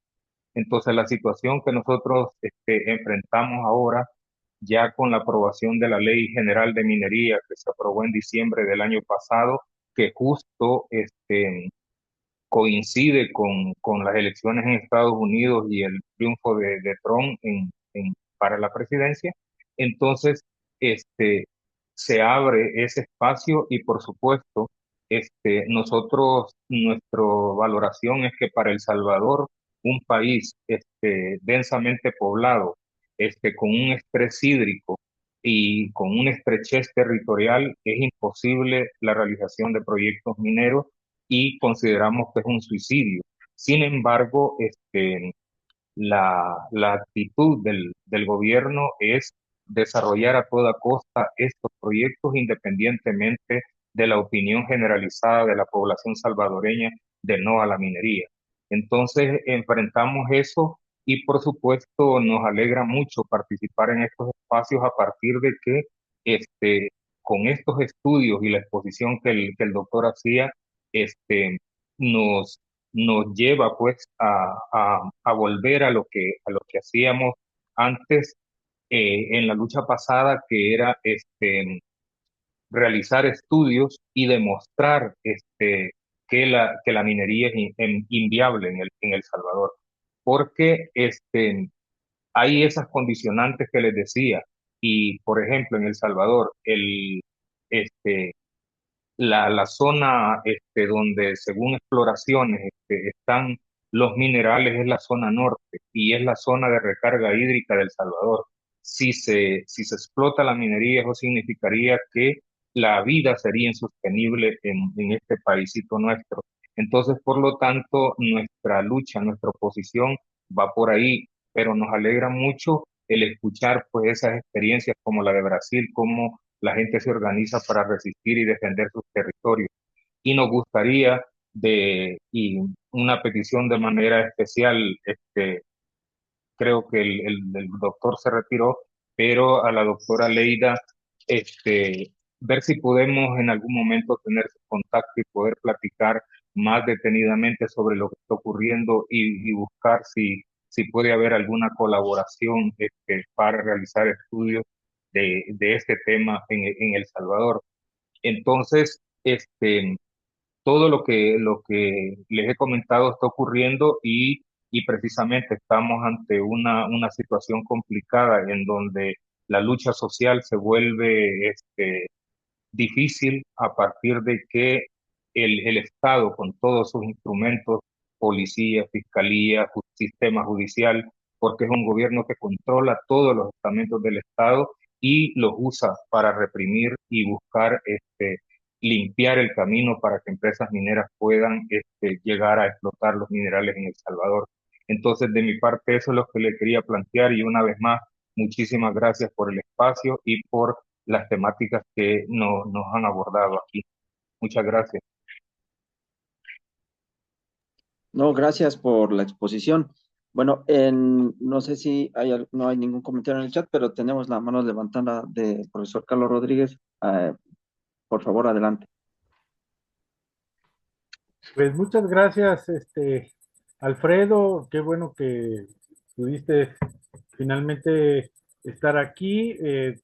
Tuvimos este problema de la toma, bueno, del paro estudiantil que tuvimos en la UAM. Hubiéramos querido tenerte ahí en el espacio de la universidad para que también hubiéramos visto estas posibilidades de colaboración.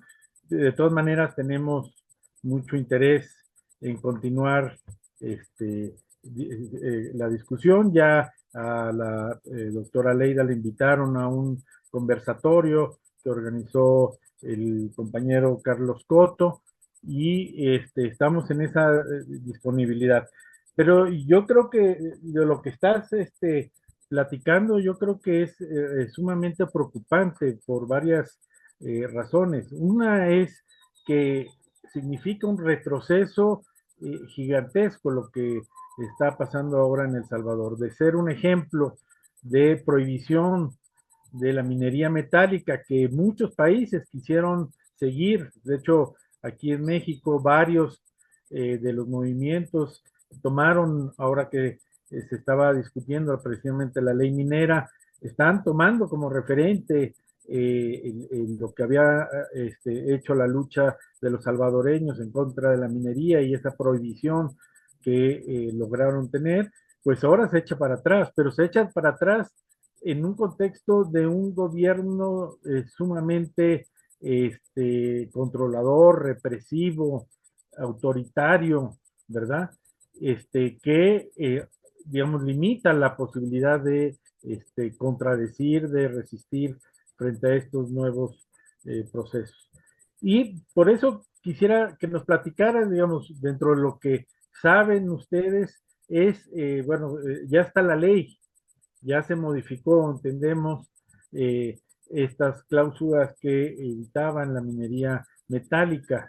¿Qué es lo que está empezando a suceder? Digamos, ya hay también inversionistas, ya se están, digamos, viendo movimiento para empezar la extracción o digamos que puede ser un momento más de anuncios políticos de gran relumbrón, como decimos en México, pero que los capitales no están interesados ahora en este tipo de explotación.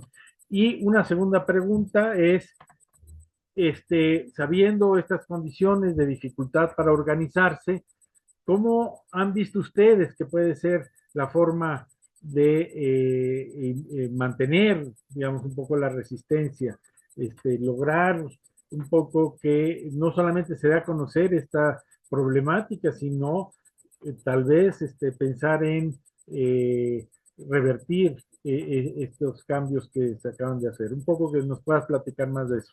Muchas gracias. Antes, vamos a leer otro comentario, por favor, Alfredo, y pasamos para las respuestas, por favor.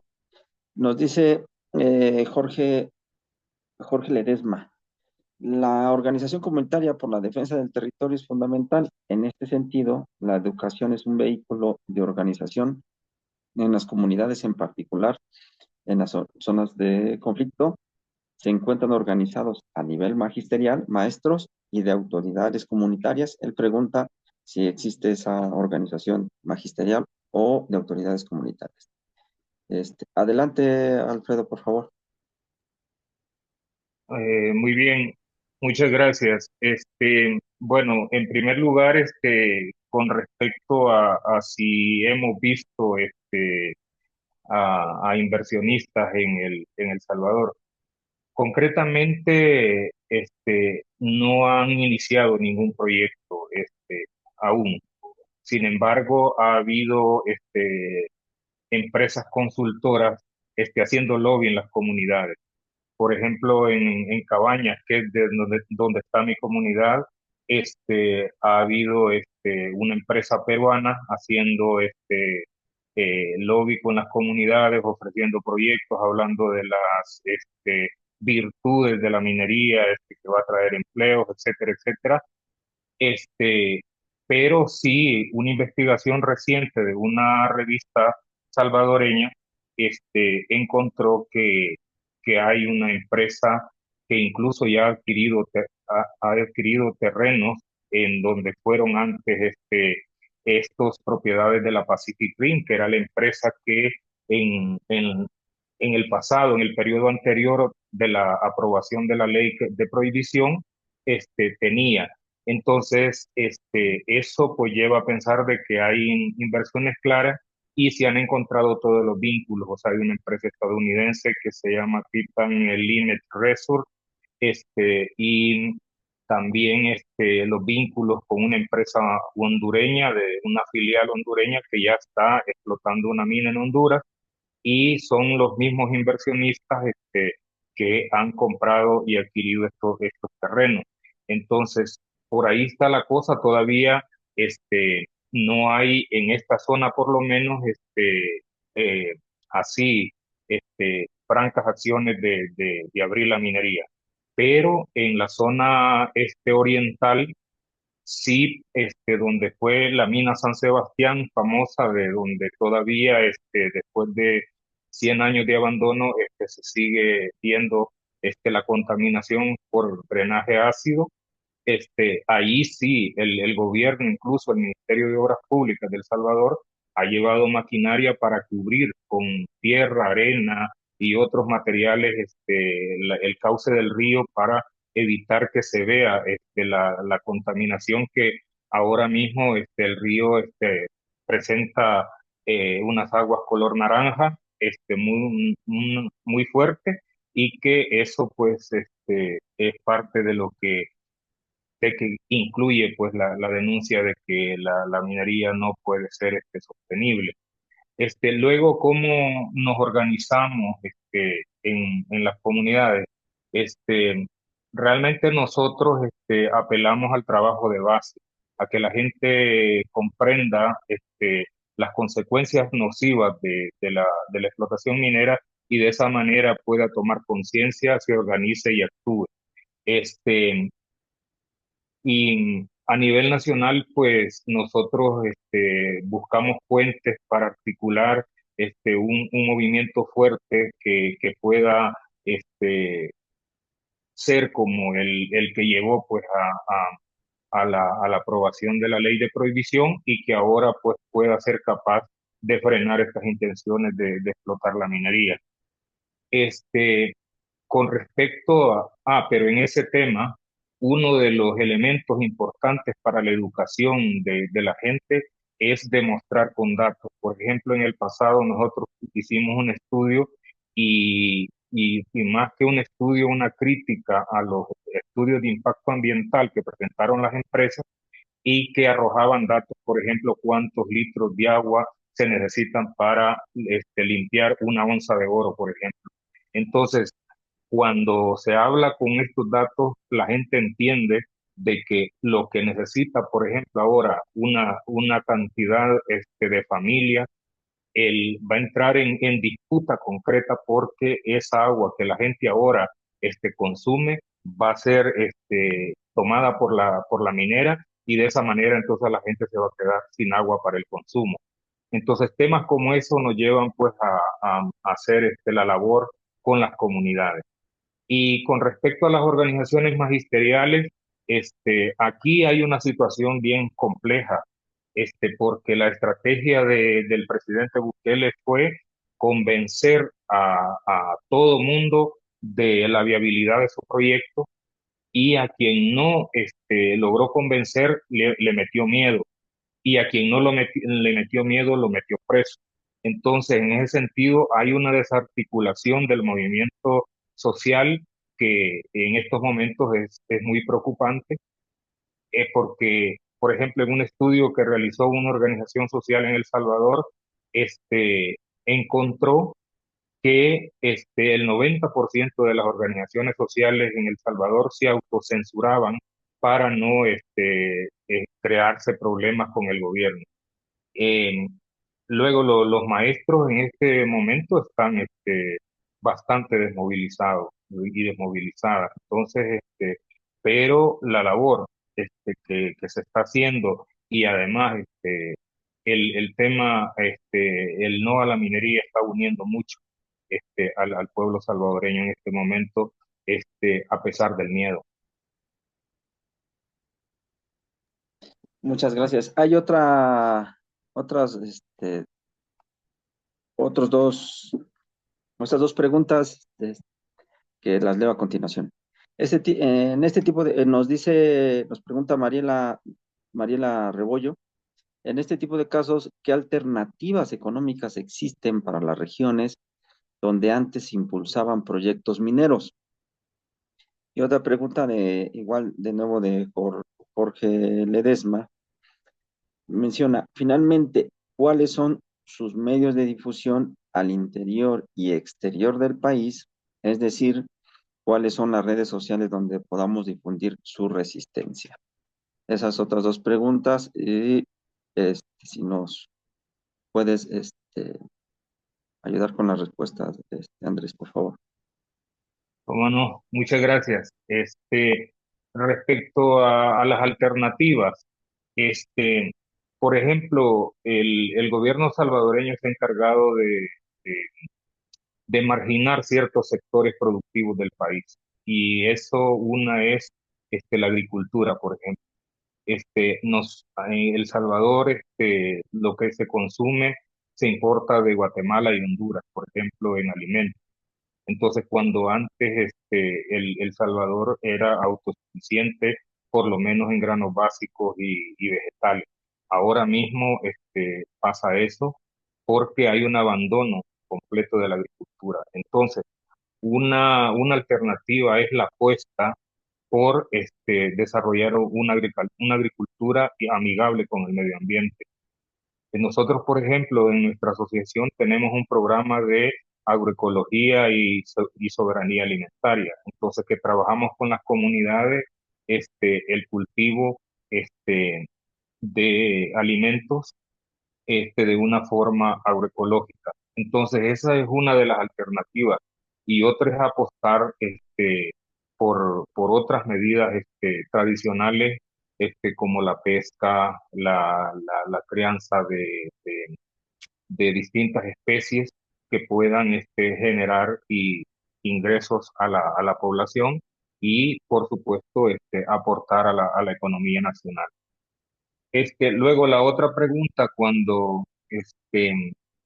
ahora mismo dice cuáles son los medios. Bueno, nosotros ahora hay una situación que tradicionalmente no ha sido favorable y es que los medios tradicionales como escritos, televisivos, este, nunca han estado al servicio de las luchas populares. Sin embargo, ahora hay muchos medios que a partir de la presión que han recibido del gobierno están acompañando y publicitando muchas acciones que se realizan. Pero en el espacio donde más nos movemos son las redes sociales y que precisamente hay una disputa porque ese es el escenario predilecto del presidente de la República. O sea, él, por ejemplo, incluso las órdenes a los ministerios se trasladan a través de Twitter o ahora X. Este, entonces, y ya se le está disputando. Por ejemplo, nosotros en marzo lanzamos una campaña educativa desde nuestra asociación que se llama Aquí vivimos, aquí resistimos. Entonces, por primera vez, por ejemplo, una revista que se llama Hora Cero, publicó un artículo muy interesante en donde dice que hubo ciertos momentos en donde esta campaña estuvo por encima de los mensajes del mismo presidente. Por primera vez se le disputa en esos espacios. Entonces, esos son, bueno, usamos la mayoría de medios y principalmente las redes sociales. Pues bueno, muchas gracias por las respuestas, Alfredo. Ya te ando cambiando el nombre con Andrés, discúlpame. Bueno, no sé si alguien más quiera comentar de todos los compañeros, compañeras eh, que se encuentran presentes. Ya no tenemos ninguna otra en el chat. Si no es así, podríamos ir cerrando, si les parece bien, pero también preguntarle a Alfredo si quiere agregar alguna otro punto de su exposición y si puede también pegarnos aquí en el chat, pues si tienen algún Facebook o alguna dirección o de correo por si alguien tiene alguna duda que quiera contactarte, para que podamos saber o podamos distribuir la lucha, ¿no? de todos los compañeros. Bueno, llegó la última pregunta, si les parece bien, de igual Jorge Ledesma. Este, no, perdón, de Mariela Rebolledo, discúlpame. ¿Considera que la última, y si les parece bien, con esta cerramos. Y lo que menciona Mariela es, ¿considera que actuó el gobierno salvadoreño realmente en defensa del pueblo salvadoreño o solo se dio ante la presión social y ambiental? Me imagino que tiene que ver con la cuestión de la provisión de la mina, ¿no? Entonces, de la minería. Entonces, bueno, si les parece bien con esa respuesta, cerramos. Ya nos puso ahí la dirección, Alfredo, y bueno, adelante, por favor, Alfredo, si nos puedes responder.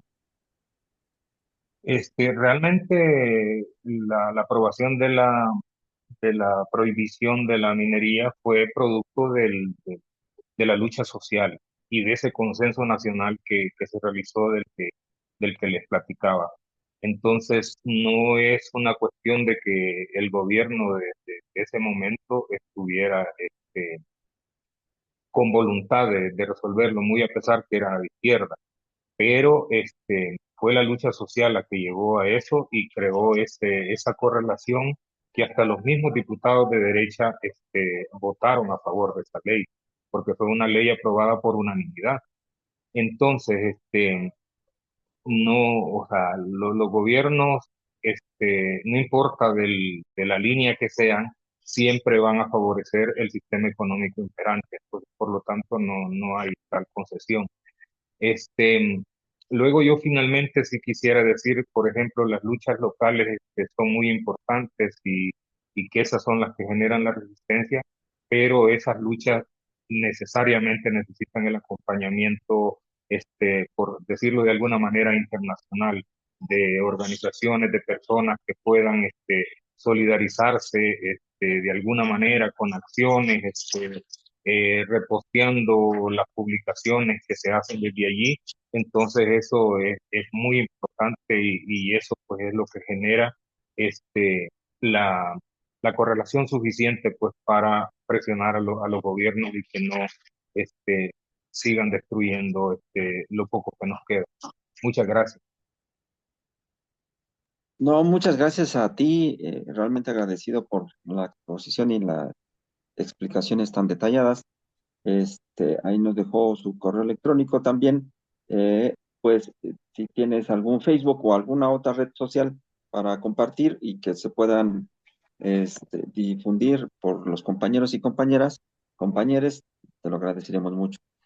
Y si no tienen algo más que agregar, alguno de los o las asistentes, pues estaríamos cerrando aquí la segunda sesión de nuestro seminario. Este, entonces, pues agradecerle a todos y a todas su amable asistencia. No sé si Mayra o Carlos quieran agregar alguna otra cosa para ir cerrando. Bueno, no, pues quizá nada más recordarles, bueno, primero agradecer también a Alfredo, ¿no? Que nos haya compartido lo que está sucediendo en El Salvador. Muchísimas gracias. Y bueno, agradecer también a todos su asistencia, su participación y pues recordarles que los esperamos el próximo 26 de mayo a nuestra tercera sesión de este seminario con la temática Actores Sociales frente a Megaproyectos. Entonces, pues muchas gracias y por acá nos estaremos viendo el 26 de mayo. Sí, muchas gracias a todos y a todas. Bueno, agradecerle mucho a todos los expositores. Les mandamos un abrazo, saludos y hasta luego. Cuídense mucho, por favor. Gracias, saludos a todos. Adiós, gracias. Nos vemos, adiós. Saludos, muchas gracias, hasta luego. Adiós, adiós a todos, a todas, todos.